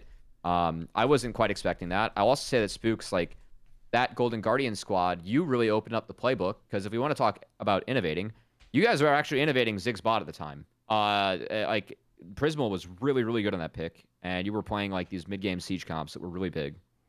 That kind of helped get you guys really far in that tournament. And I'll say that like your GG squads with Hui, I think that he's definitely incorporated some of this in the NRG. But I don't want to say you guys played loose, but you guys definitely encourage your players to like go for plays. Like Hui roaming, you know, like he would kind of have the map to himself and like actually, you know, like try to do things proactively, right? Like between him and River, right? So it is at least fun for me, like seeing that some of the identities that you guys like had in teams like actually kind of carry over to LCS, which I think is cool. Like for me, like that definitely shows impact. The fact that like Grayson, for you and Spawn specifically, I get to see you guys have two different groups of players or different groups of players come through your challenger squads and be like, you're still able to have like a similar identity even with different guys, right? I think that actually like that says a lot about the impact you guys have. Yeah, I definitely think it was just, it feels like intertwined fates that me and Spawn spent like 2 years kind of like battling each other in Academy. Then we get promoted to LCS head coach at the same time. I think it is kind of, I did feel like on Team Liquid, his roster, like with, especially when he had our Mao, it was always like, it was a bit more of just a functional machine. And my team was like, I'm gonna pick Kinvi Kindred and let's see what happens. Yeah. I do think the funny part about my whole time there too was like the only time I won, and actually like we usually finish top 2, top 3. The only time we won is actually when we didn't have the star data talent, and it was easier to build a machine with players like Gamsu, who is just like willing to play part of the team. But I do think, wow, that was a lot of gifted subs for you right there. Yes. Yeah. We don't need to derail. We don't need to do. I appreciate it, but I try not to derail is there for the subs. That's share big. on the show? Yeah. yeah. Well, I was talking. He subbed, I think, Travis. Yes. So, no, but I think it's awesome that I get to, like me and Spawn both get to like showcase what we've been working on for the last 2 years, and I do think like, I see also Papa Smithy in chat. Shout out to him because he was the one who picked me up to coach on 100 Thieves initially. And I think that, I don't know, I just feel really grateful for having that space and time to grow as a coach, because I definitely think, I do feel like I'm a lot more, I feel like I'm a lot better of a coach than I was like 2.5 years ago. And when I started out, I think I had some innate like skills or talent for it, but I was still missing a lot of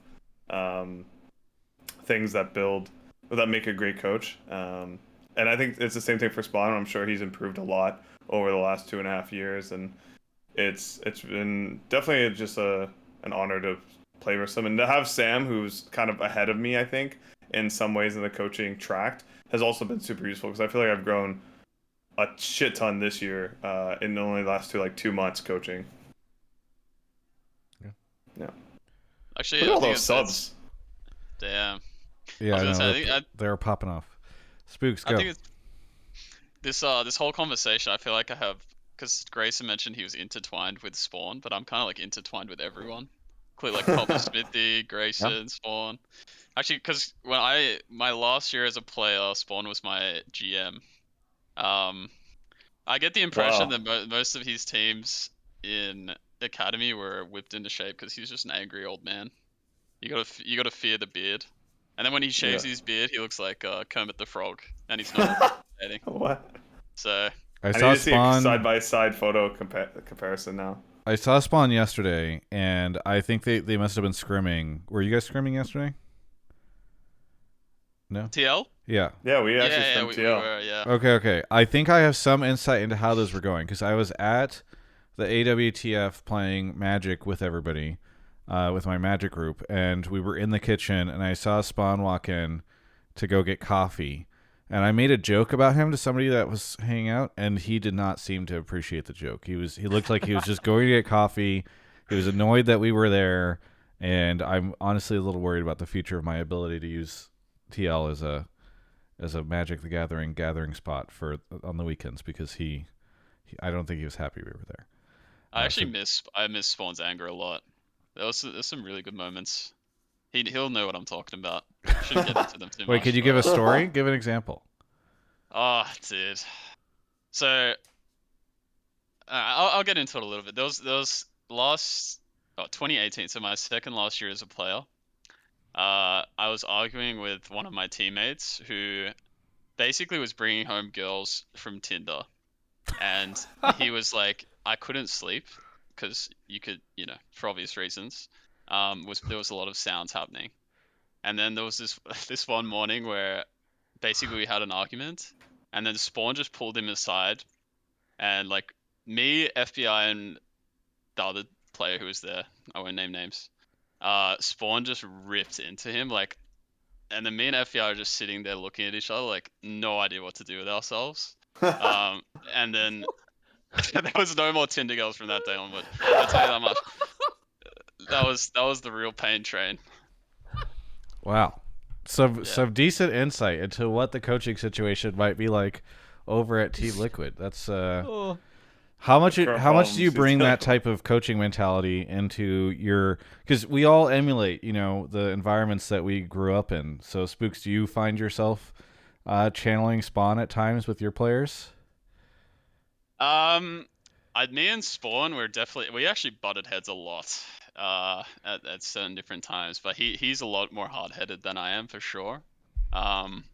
I can definitely have my moments where I can get angry as well, though. So I do think you have to pick and choose when you get angry. If you're too loose with it, then it loses its effectiveness, I guess. Gotcha. I think Spawn picks and chooses moments well, though. I will say. Tinder story aside. Yeah. Fantastic. When was this? Like 2014, 2015? This was 2018. Oh, recent. Okay. So, yeah. I mean, 6 years ago. I mean, relatively recent. I mean, because whenever a lot of people might not know this, but I went to Australia right after Worlds 2014 and met a lot of the Aussies that would later on end up in the scene doing different stuff, and hung out with all of them.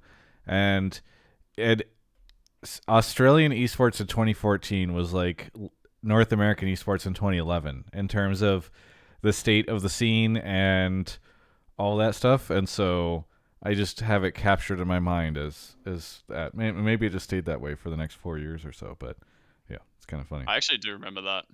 Yeah. I remember you being down there, Travis. Yeah, it was super fun. I mean, I'm sad I never went back. I really like Australia.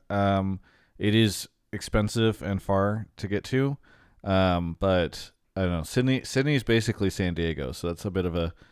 It's not. I'm not super incentivized because I can go experience it by driving 2 hours south. But I really do like Australia. The culture was great, and then everybody was super friendly, and yeah, I don't know. I guess there's not as much of an esports scene left there now, right, Spookz? It's pretty deceased. Oh, honestly, actually, funnily enough, this year there's what's happened is all the OS players that were in challenges in NA at some point have kind of been pushed back because NA, all the explosions happened. So now OS has gotten slightly better. So the league is actually not terrible right now. I've been watching some of the games. It's not great, but it's not terrible. It's always fun to watch, though. They make it fun over there. Yeah. Yeah, it's funny seeing my boy Swiper playing again.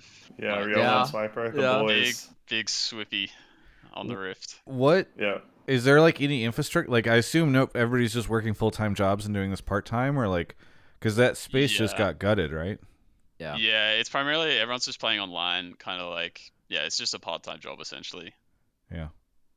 The problem is there's just in OS, there's no population.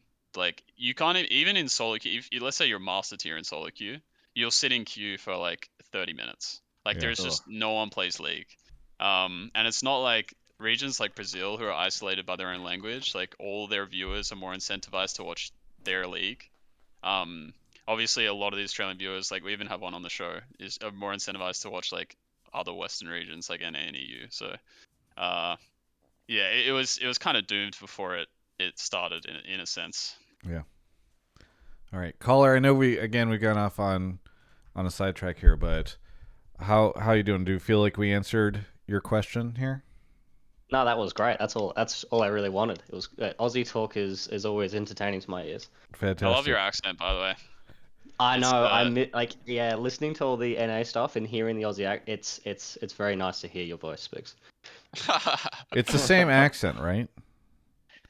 Yeah, it's bringing me Sam, home. is your accent? I think Sam's accent has like gotten stronger talking to you because I feel like Sam's accent's not normally even this strong.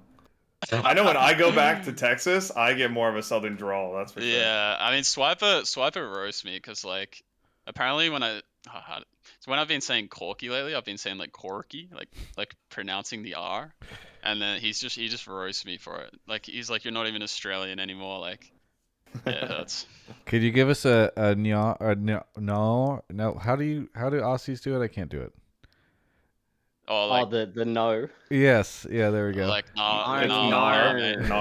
Nar.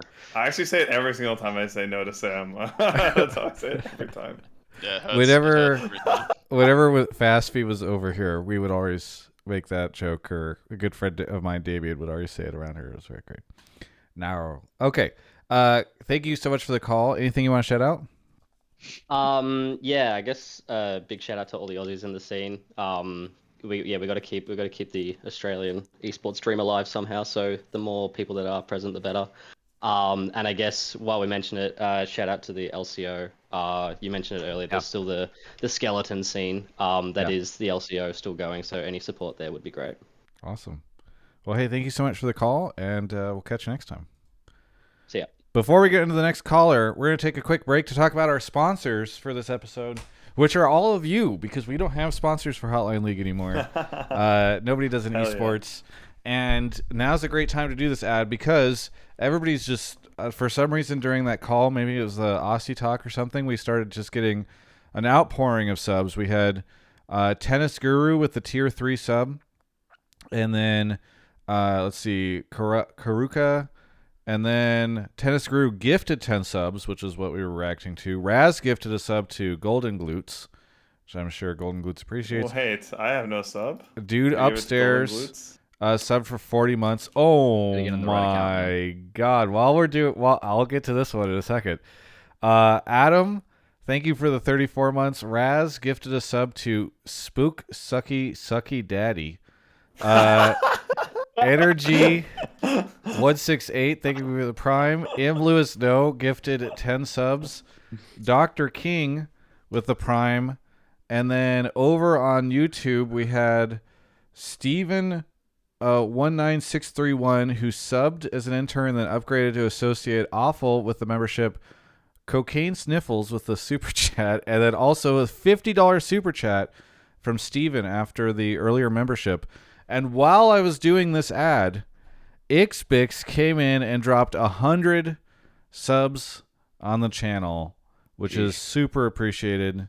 It's the type of thing that helps me make sure that I can pay Cubby to be on the show and to co-host the show with me, and also to pay the editor who gets this thing up on early as she can. She's over on the East Coast, and then all sorts of people knew me as our community manager. It is, we do want to try to compensate people for doing the show, so and helping to make sure it happens. So your support is greatly appreciated because we're in between sponsorship right now, and your subs and your super chats are really what hold this thing together. If you're listening to the VOD, you can, or the podcast, you can just go over to Twitch and drop a Prime sub. I see you all. I open up Twitch every now and then and just see the activity feed where people are subbing on a random Thursday when I'm offline, and I really do appreciate that. Becoming a member over on YouTube does allow you to get early access to some of the content, so thank you to everybody who's doing that. Again, huge shout out to everybody who's dropping gifted subs and all that stuff. It's very generous of you. Lewis and Tennis Guru, and then Ixbix with the 100 gifted subs. It's just insane. So thank you, everybody. Got to be kidding, says Travis, you should reach out to Pagoda, the official pause sponsor of the LCS. I did.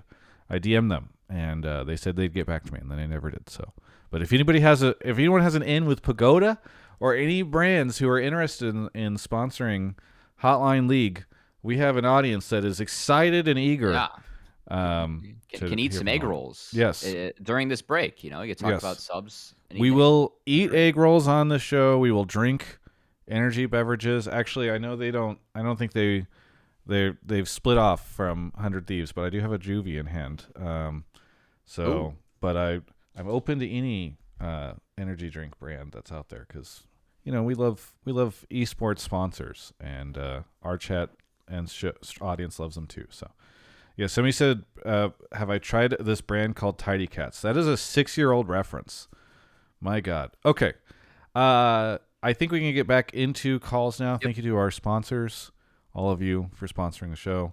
Cubby is off to go grab the next caller. Thank you to Squirtle with the Prime, and Jags Hockey with the Prime, or Jag Shockey. I don't know. Either way, thank you. Free sub, go blip, says Jag Hockey. All right. We've got our next caller coming up. Cubby's ran off to grab him. Oh, and here we go. Our next caller is here. Katmandu. Katmandu, where are you calling from? Wilmington, Delaware. From Delaware. You're a little quiet. I'm going to get you closer, or if you get closer to your mic, I'll turn you up as well. What do you want to talk about on the show? So this was more of a question than a hot take, but my question was, how does the 100 Thieves coaching staff feel about the 2-week break from a team building or fixing team chemistry perspective?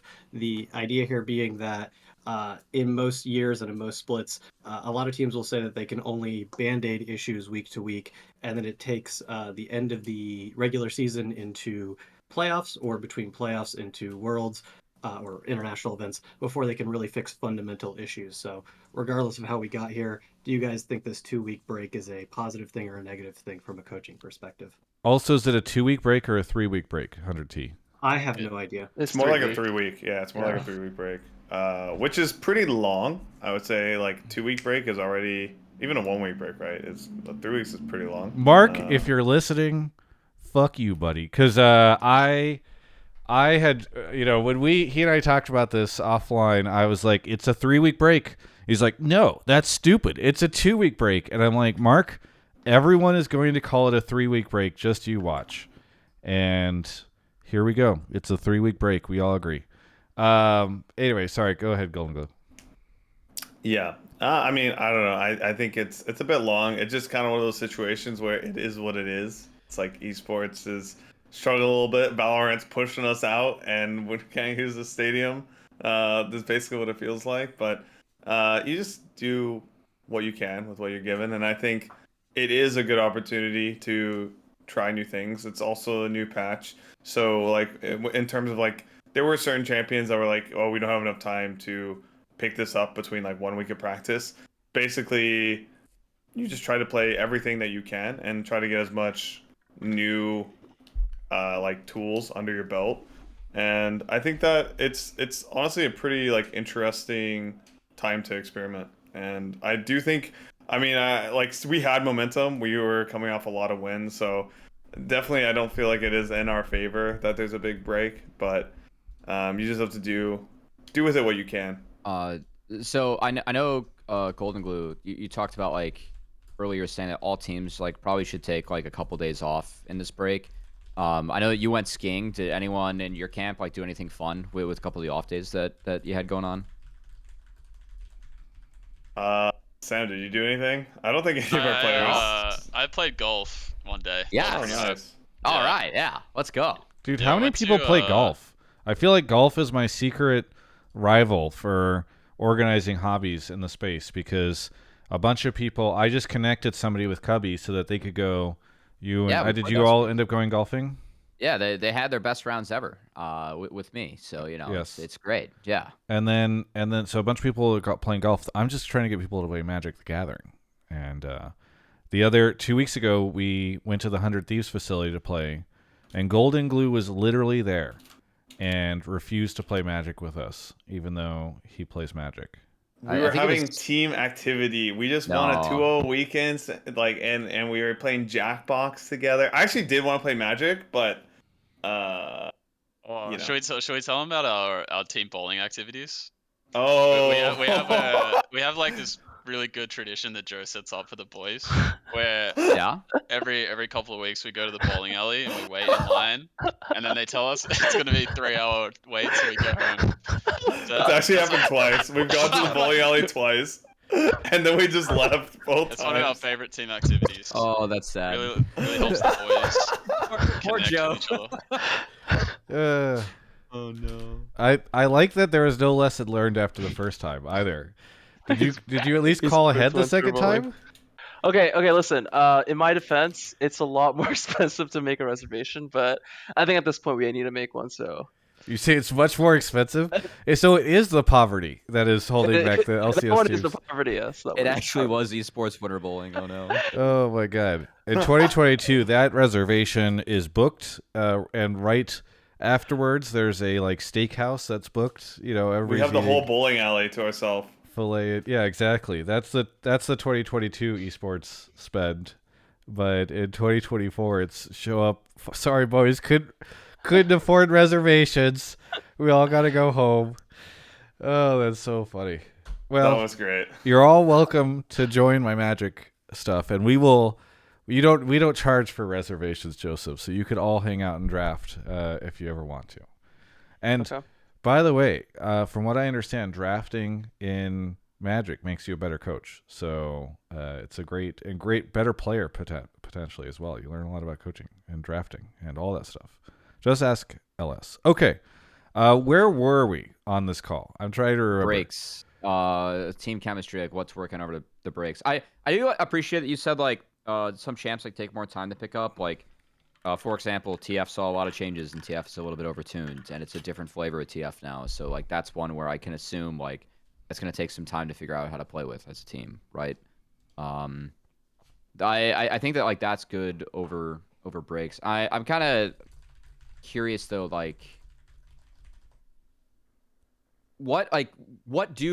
if you're a team that was struggling, what would be the pro of the break, or how could you use the break? Is there a way for you to almost get try and do a mini boot camp? If you are a team that's struggling, where do you think a team like C9 or NRG would be during this break, where they aren't quite meeting expectations and need to push for getting a better seed in playoffs coming up here? Do you want to go, Joe? I just think some of these teams are it's kind of what Grayson and Sam talked about with you want to create a culture where they're allowed to fail, and you don't want to put too much pressure on them, right? Mm-hmm. I think with some of the teams that are currently struggling a little bit, performing under expectations, I believe a lot of those teams are just kind of grinding this break out, and I'm curious to see how that actually works out, because I think we have kind of the right approach, and I don't even think our approach would have been different even if we were had fewer wins. I think it is good to give the guys a couple days off, and especially if you're a team that's currently slumping.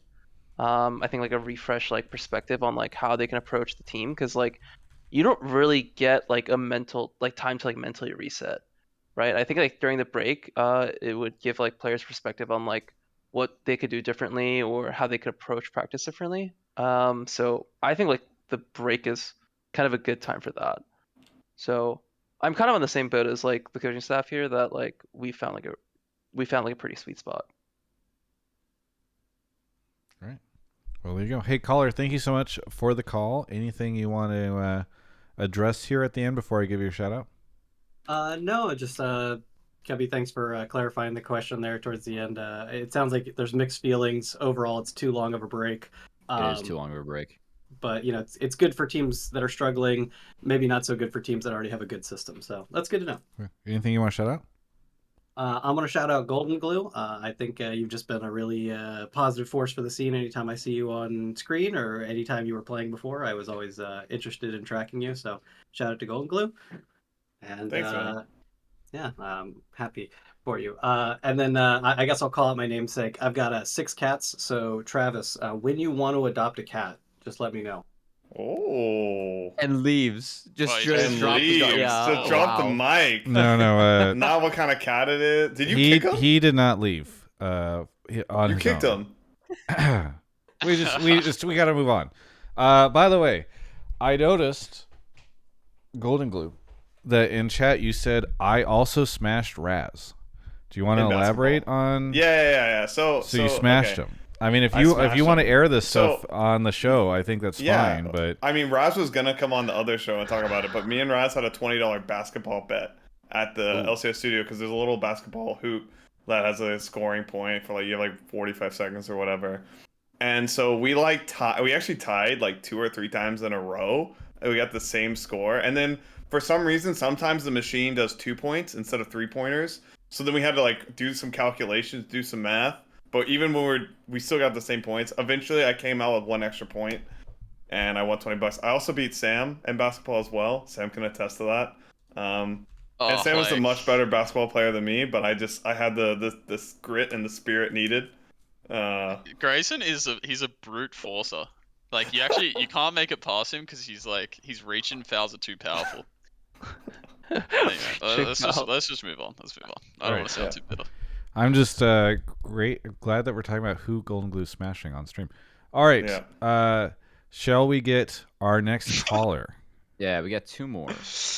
All right. And Steven over on YouTube just dropped another $50 super chat. Thank you, Steven. Steven right now has, I think, quadrupled if you combine all the other subs and memberships on YouTube tonight, or super chats and memberships on YouTube, Steven is holding down, I think, 80% of it. So thank you, Steven. That's very generous of you. I'm trying to get my alerts fixed because for some reason the alert box not working right now on stream. Let's see if I can fix it. Let's see if we do this. Either way, Big G Snipes in the chat now. We've got our next caller here who is ppdoc. ppdoc, welcome to the show. Where are you calling from? Oh no, the mic was just in Baltimore, Maryland. Baltimore, Maryland. There we go. Oh, another caller calling in. Yeah. Are you on AirPods as well? I am, yep. My 3-year-old's next door to me asleep, so. Okay, fantastic. Well, I love that we're doing such a great advertisement for the mic quality of AirPods. Are you a urologist? Indeed. All right, Gave it away. fantastic. I'm glad that that's the explanation for your handle. What do you want to talk about on the show? Yeah, so I had a question for the coaching staff here, and as we look forward to the rest of the regular season of the split, and then also to the spring playoffs, if they had, any take for themselves as to who they thought the most formidable opponents were. I know we have a lot of talk about FlyQuest being ahead of them in the standings. People, rumbling about C9 or NRG if they're ever going to wake up, or maybe if they thought, with anybody being able to beat anybody, if there was a different dark horse that they had their eyes on. Yeah. So I don't know, Cubby, if you want to reanalyze that, just because I know some people might have had a hard time hearing it. Yeah. So just like for the 100 Thieves staff, like who they think their biggest competition is, whether that's FlyQuest on the top of the standings, C9 or NRG, community favorites coming into the split, or someone else, since everyone can beat everyone in the LCS. Right now, it feels like FlyQuest definitely seem the strongest, just based on scrims and stage performance. To be honest, it feels like the league is pretty close. It's like, in my past experience, you can really tell who's super strong, but it feels like right now everyone can beat everyone. So yeah, definitely FlyQuest, and then other than that, the league feels it's hard to put a finger on who's like the strongest from that point. It does seem like you can tell there's a couple of teams lagging a little bit. Like, it does feel like Dignitas and Shopify are definitely kind of down there in the bottom. But other than that, it feels pretty close. It's interesting that you don't mention Immortals because they're tied with Shopify at the bottom. Yeah, Immortals in scrims. I mean, I feel like a lot of people have already talked about them in scrims, but they seemed really strong in scrims, particularly at the start. I don't know what's happened over there, but it does feel like something has gone wrong, or like they're slowly falling off. Not sure why, but Immortals still seem pretty strong. I feel like Castle especially is like noticeably stronger than a lot of the top laners in the league. All right. Well, Goldenglue, I think you were going to say something, and then I cut you off. Yeah, I feel like if you're gonna say dark horse, I feel like the best candidate is probably Shopify, just because their wins are against the top teams that they do have, and I think like usually they win by insanity playing kind of like wacky characters, and I think he hasn't really found like the right ones. Like I don't think Garen into like Talia is like really the pick. Um, so like I think maybe if he finds like they find the right characters that could work for him, I do think they could be like a dark horse for sure if they make it to playoffs. It seemed like Insanity, he had those couple of games that didn't go well and like the non-meta picks, and he just came into the practice room. He was like, I'm just playing fucking Orianna. Like he just showed up the next week, just insta-locked Ori both games. So seems like he might have changed his mind on that. Yeah. Is that? Do you think that is? Do you think that that's how the power dynamics work? Because it's one of those situations, right, where I think a lot of fans are sitting here going, "Oh, it's the coach's fault for always picking them this, or the team's always drafting them this," and I think it's hard for fans to often have an understanding of like where that line is between player picking the same champ over and over again, or switching to something that's more safe, versus coaches and coaching staff pushing that together. Yeah, I think that question specifically, that is a lot on the coaching staff, because can't tell you how many times we've like told players like, don't even practice this champion. I don't want you playing this champion. It's a waste of time. Or it's like, we don't have enough time to make this work. And at the same time, it's like certain people, for example, like River, we can be a lot more lenient with because he's been playing for so long and has such a like solid champion pool already that we can kind of like feel like be more flexible. So I do think it's the coach's job to really prioritize what you're going to practice. And if something's kind of like a long shot, one of your AD carries is like not going to be able to, I don't know, like play Callista, or like your mid laner is not going to be able to pick up Twisted Fate. Like you have to make those decisions pretty fast, or else you end up wasting like a full week's worth of practice. All right. Yeah. No, that's good insight. Anybody else want to chime in on this question? The most formidable opponents for the rest of the split? Joseph, is C9 ever going to pop off? Is it Jover? No, I think C9's actually still super strong. Like I think Berserker's kind of having a down split, but I still think he's like one of the strongest AD carries in the league. I think JoJo is like one of the strongest mids in the region, obviously. I mean, they just have one of the strongest rosters. And things might not be clicking for them. You can blame draft, you can blame culture, but I would be very, very surprised to not see like C9 at least like top 3 by the end of the split. I think FlyQuest are really good. I think Busio is probably one of the most mechanically talented supports in the league. Masu's a very, very good player. And I think Buipo was a lot better than I anticipated preseason. Inspired's obviously a very good jungler, and I think for Jensen right now, I think the meta is just like really favorable for him. It's literally like mages only. So I think if like the meta continues to be that way, I think FlyQuest will continue to be a really strong team. Like the only issues I really see for them potentially is if like the mid meta shifts drastically. I don't think Shopify is a dark horse. I think there's just like a clear like a ceiling that they can actually hit. Like if you look at this game from like 2019, a lot of it was like early game, like stacking waves and like setting up dives. Everything was like pre-organized, and a lot of the game was like very, very macro heavy.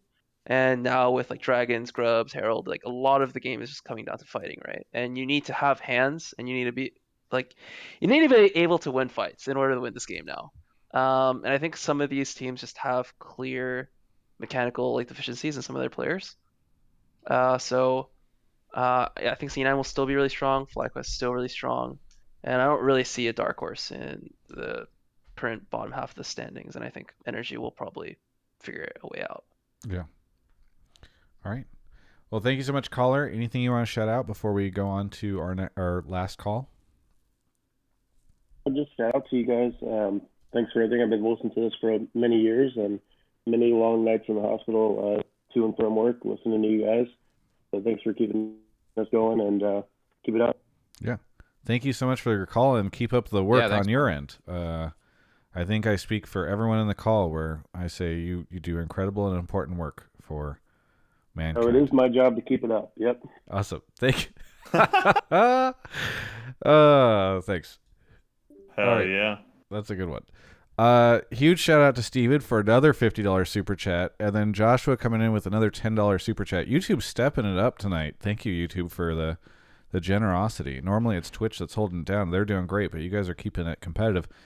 We got our last call coming up here as Cubby goes off to grab them. Shout out to Low Budget LCS for the raid. It's nice to see that coming in. Always nice to see folks tossing raids our way. We try to do it on our end as well, but I think not everybody does it. So, and then we have Twitch coming in with the right hook with another 10 gifted subs from One Deep Blue. They've gifted a total of 13 in the channel. Thank you, Deep, for the sub. Steven just dropped $2 super chat. The budget is decreasing faster than LCS rosters in 2024. All right, we've got our last caller of the night, Trespasser here. Trespasser, where are you calling from? Calling from Downey, California. Downey, California. And what do you want to talk about on the show? Okay, so I have two takes. You guys can kind of choose. My first take being is I'm scared for C9 as a fan. I just bought Grand Finals tickets today, and I don't know if that's like jumping the gun or not. But what changes do you think like C9 should make if they don't make MSI coming into summer? And my second take is Sven is at LS's bootcamp right now, and which teams do you think could utilize him in the summer? All right, these are both kind of quick, so we can use both. So I know the caller's pretty quiet. I turned them up as loud as I could. The questions are, Sven is at LS's bootcamp. Which team could benefit the most from bringing him in the summer? And two, what happens for C9 if they don't? What do they do, or what changes should they make if they don't make MSI? Who wants to take either of these first? We can start with the C9 one. I feel like I don't have really strong opinion. I feel like it's so hard to tell what's going wrong from the outside that I don't like to point the finger. But I don't know if either of you want to start. Yeah, it's don't all jump at once. It like all Grayson's saying, it is really early. Like people forget that we're only we played how many weeks? 4 weeks of LCS. To write C9 off so early is pretty strange, even after one split. I guess for C9 their expectations are different than every other team, so winning is a must for them. I don't think it would be correct to make any kind of roster change though after one split. I think that would be a bad decision. As for Sven, I feel like I can't remember who I was watching recently say this, but they made a point on how Berserker looked stronger, and a big part of that might be Sven. It seemed like Sven was able to give Berserker a lot of direction on like his win conditions, his timing when he was strong. So maybe they're lacking that this year with Berserker. It's hard to say, like what Grayson's saying. But I think Sven is going to be a valuable asset to any team he joins. He seems like a natural leader. He's very vocal, obviously. So yeah, off the top of my head, who would get someone like Sven? Who's there? Shopify? No, I think Big Boy's strong. I'm not sure exactly what team, but again, he would be a valuable asset. Is there space for Sven in the league as an ADC? I mean, I'm looking at the list right now. I don't really want to name names because that would be like really toxic.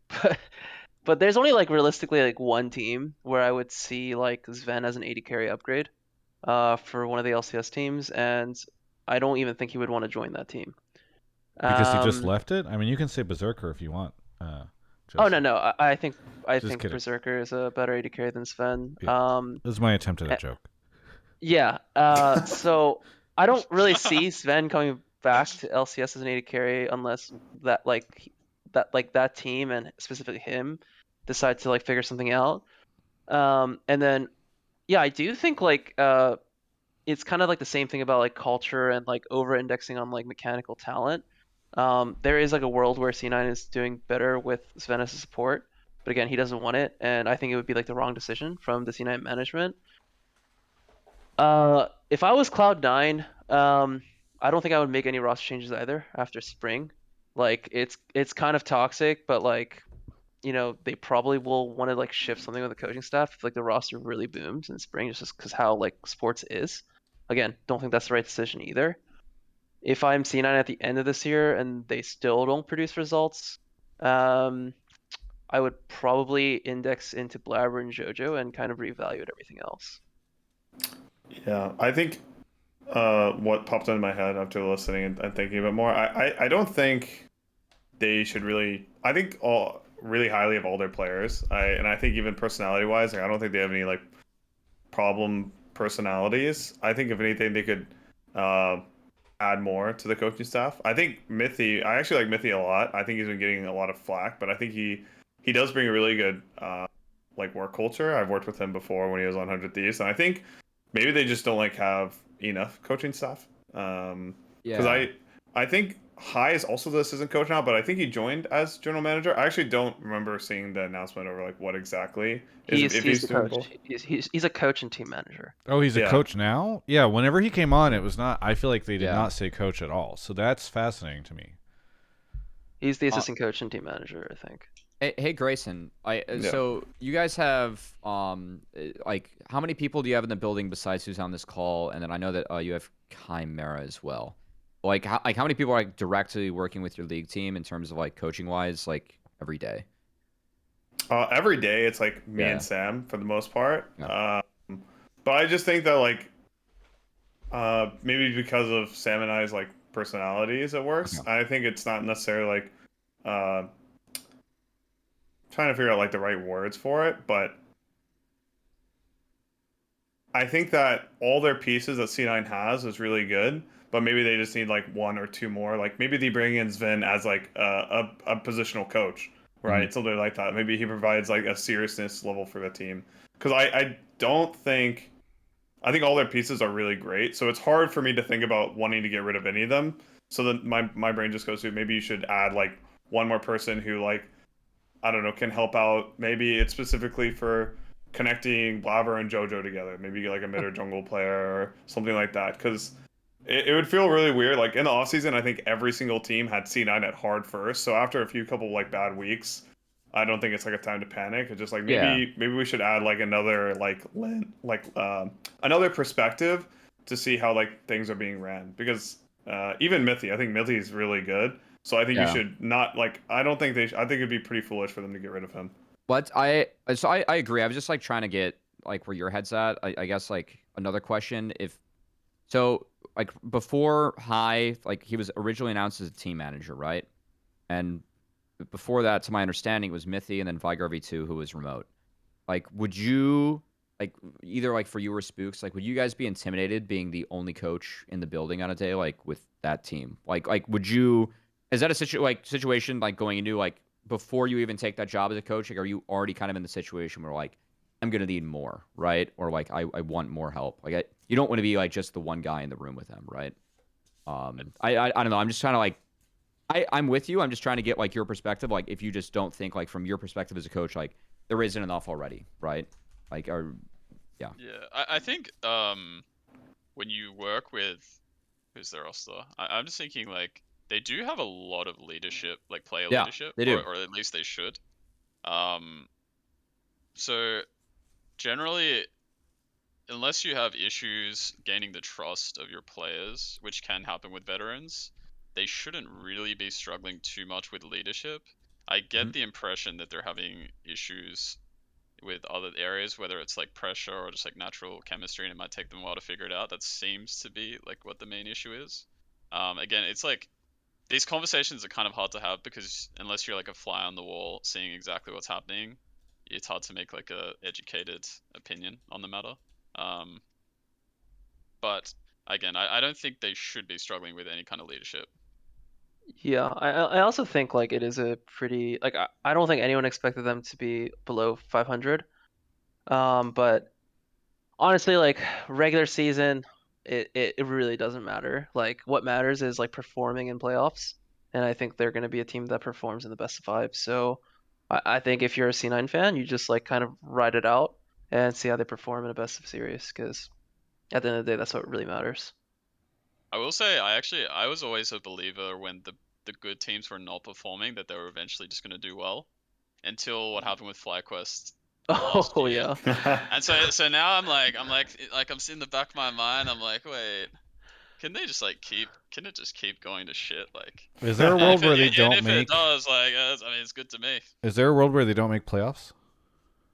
No, I don't think Nah, I that. don't think No, so. No, that no, world there is. is definitely No, no. Sam. I will bet on that. I will bet $100 right now. Oh, I that- thought you were just I saying, don't. is there To be is clear, it possible? sure that's Yeah, a it is meme possible. because I For don't sure it's believe within the mathematically LCS rule possible. set you're allowed to make financial bets on matches. But I'm sure you guys can bet a trip to the bowling alley. You Because want I know that's to a big bet thing on for you. that, Travis? And bet on a bet? Loser has to make a reservation, you know. Yeah. So I have like a quick little question. So does like JoJo's contract eat into like the coaching budget because it's like so big?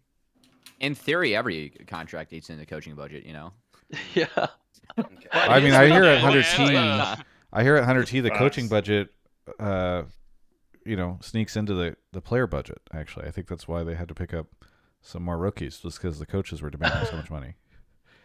Yeah. That's it. That's it for sure. Yeah, I'm loaded. I'm here at my friend's house.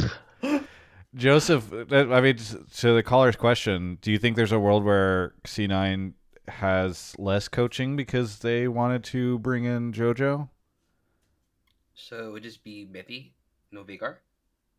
They still have Vigar. I mean, no, I think like I don't think people can really go more bare bones than like what the staffs are currently. Like I think all the management have basically like been like, what is the budget amount that like puts our company at like a healthy state, and then we can't like go $1 above that. So I would say things have like already, yeah, things have already like fixed itself to like a very sustainable point.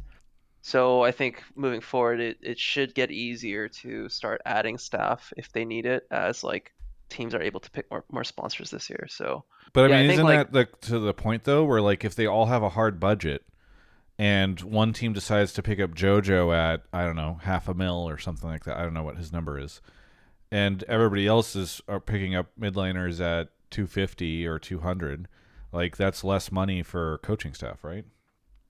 if Jack signed JoJo for $500,000, he's literally trolling. Like you think about it, there's 8 teams, and then like I said before, it's all priced. Like it doesn't matter if JoJo thinks he's worth 500K. If 7 other teams are not offering anywhere close to that, you can literally probably bid under the market value of JoJo, and you'll still get him, because he's joining C9 like as a player. Well, there wasn't there the battle between, I mean, the reported battles between, wasn't it FlyQuest? Golden Guardians were in it before they got were in chopped. there. Yes, I know you guys were in it for a little bit, and then you bowed out. So I thought it was Talking. FlyQuest and C9 that were going head to head for him. Yep. So Right. like FlyQuest is not playing by the same rule set as the other 7 teams. At least it seems to be, Joseph, right? Like I assume that they're spending more money than anybody else. I don't think I'm allowed to speak on that, but I will say that they're like definitely in like the top part of the league. But Yeah. it's the same thing for them. Like they can be top spenders, but like you should be top spending like by a very marginal amount, because of how everyone else is pricing players right now. It Sure. just wouldn't be very smart. Getting our economics lesson. Supply and demand. Papa Smithy says we were this off season, so confirm Okay, well he's FlyQuest allowed to ran say this. it, not me. Yeah. Yeah, I know that Live Sandbox like also made a late push for JoJo too, and I don't know if C9 like had to increase their offer because of that or not to JoJo. No. So It's the same. There were some it's- EU teams going for him as well, I think, at some It's- point. It's Yeah. the same thing. It's like that LCK offer is like it's meaningless until it's from like Genji T1 or like a top team, because like there is like no parity in LCK. Like there is a lot of parity in LCS right now, but if you look at LCK every single year, there's like 3-4 teams dominating, and there's like 6 teams in the gutter. So like there, even like if his salary like compensation package was double from Fear X, like it just wouldn't make sense for him to go there for his career. just because he would be on like a bottom performing team, and I don't actually know if that would be better for his career in the long run. Okay, Papa Smithy says we were priced out of JoJo. So C9 beat FlyQuest's offer, Joseph. And FlyQuest is probably the top spender. So I'm just more on the side that like if what you were saying is true, where all the teams are for the most part capping their spend at like, let's say the 2 to 2.5 mil that Riot is giving them every year, then you would think that see it's the meme of like, oh, I can't fit this, oh wait, maybe I can, and they just pull out the coaching staff budget a little bit to squeeze in the JoJo block. Like it feels like that is not too far of a jump to suggest that that's went on there. All right. If you're I'm not, maybe you are, you have more information probably than I do. But it does seem as though C9 is probably paying him. Do we think that anybody else in the league is getting paid more money than JoJo? No. Or should be? No. JoJo's the biggest contract in the league. He's the king. I'm very confident about that. Yeah. So I don't know. I assume that's what's up. And it's not like they have rookies in other spots too, right? So I assume that their budget... actually, I'm really curious what I hope that somebody shares with me the I don't know if Riot sent it out yet, but whenever Riot sends out the salary numbers for every team, the total roster numbers, I would love to see the FlyQuest for C9 ones, because those if C9 is the highest spender in the league, which like now that I think about it, I feel like they could be. That would be super fascinating. You have to add on our bowling ball fees. Okay. Okay. Is that an expense? Yeah. I just think some of those. I guess the reports are like pretty accurate, but the only thing you have to remember is like a lot of these contracts are like scaling. And I don't mean year to year. I mean like, some of these contracts are like bonus, like incentives for like placing a certain split or like making worlds. Like do you guys remember like this super infamous TL roster? Yeah. Like with Alfari that didn't make worlds. Yes. I think a lot of their contracts were, structured that way. So I don't know what you saw on the spending report, that if you saw that, Travis, but the figure that TL actually paid out was a lot lower. So again, it can be misleading. Who knows? You could be right. I'm trying to pull up what I have right now, because it was from, I've had them for the last couple years, and it's taking a second to pull up because it's on my server. But I don't think that the numbers that Riot sends to teams include... Yeah, it says contingent bonuses are not included. Equity is also not included. So yeah. So yeah. I think it's like Riot gets like a Riot GCD summary sheet, right? Yeah. And then there's like a super long form contract that all the players do with the organizations, and I think there's like a lot of legalese there. But again, who knows? We'll see. We'll see what happens. Yeah. Well, if anybody has access to these things, please let me know, because I'd love to see the 2024 one. How much is it worth to you, Travis? One private bowling alley rental. Those are rare these days. Yeah, I know. Joseph is... I know he can't swing at his own, but maybe he could get a TGI sponsorship if he's able to, for his bowling night, if I could get access to this data. Actually, who am I kidding? I don't have sponsors. I can't afford that shit. Okay. That is it, I think, for the call. Trespasser, anything you want to shout out here at the end? Yeah, shout out to Spookz for everything he did on Golden Guardians. That was cool. And Nice. Blabber is GOAT of NA. That is campaign that I have going on. So yeah. I just noticed that Greg, who's the league ops person for Riot, is in the chat right now, reacting to all of this. Greg, we've been very honest in all of our reports. It's a joke. Yeah, it's also a joke, obviously. It's all a joke, Greg. It's just this whole show's a joke. Trespasser, again, thank you. Sorry for I got distracted from your shoutouts, but I do appreciate the call, and we'll catch you next time. Thanks for the call. Thank you guys. Have a good night. See ya. All right, Twitch chat and YouTube, I guess. Don't go anywhere. I'm gonna stream I'm gonna premiere a video in a second, which is my argument against the best of 3 thing and why I think it's a scam. It'll probably hit the YouTube channel next week, but if you are a member or of the YouTube channel or a sub, you can see the rough cut. I'm going to air it here as soon as the show's done and after I do a 2-minute bounty. But before we get to that, also want to shout out or go around and do our shout outs and thank the 100 Thieves folks for coming on. So first off, Cubby, what do you want to shout out here? Any plugs, anything you want to plug here at the end? No, just thanks for joining us as a whole staff. It was really nice talking with you guys and getting some different perspectives. I think all you guys, gave the callers a lot of good answers. And yeah, I mean, whatever's going on in your guys' camp this split, it's definitely looked good from the outside. Hope it's going well on the inside. And yeah, it's been really fun to watch you guys do well with all these young guys that I've been watching for a while. As for me, I'm CubbyXX everywhere. Thanks for having me again, Travis. It's always fun. And I am off. I'm not on challenges this week, and there's no LCS. So my parents have a brand new retirement place to have. So I'm gonna go play some golf with my dad. It's his birthday next week. So nice. That's Hell my yeah. week. Yeah. Are you Cubby? You said you're CubbyXX everywhere. Are you CubbyXXX anywhere? No, that's there have been quite a few. Not Papa yet. Smithy and Kelsey Moser have been trying to get that campaign going, but esports winner will never hit that hard for me. Okay. Yeah. I Never don't say have the never. guns to show off. We all get desperate That's at some step points in one. time. Okay. Spookz, where do you want to plug? Anything you want to shout out here at the end? Oh yeah, hang on. Let me check what my Twitter link is. Oh, there we go. All right, Spookz OC on Twitter. I need followers, so follow me. OC or OCE? Spookz OCE. Wait, Okay. I'll type it in. Sure. Boom. Bam. And then shout out to 100 Thieves followers. I will say 100 Thieves is a really good organization. I'm just glad to be here. And thanks for you guys for following us. Makes every day worthwhile and keeps us motivated to keep winning. And then shout out to my wife and dogs, keeping me going every day. And that's it. Joseph, how about you? Shout out to Sam's wife and dogs. He doesn't shut up about his wife and dogs every single day at the office. No, I think just shout out to all the fans. I think the more I move into management, the more I realize how important the community and how that always has to be the centerpiece of everything that we do. So really appreciate everyone that follows LCS, Hotline League, 100 Thieves.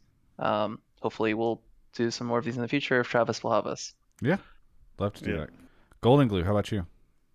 Yeah, I want to shout out to our players. I think you guys should all go out and follow them, all 5 of them.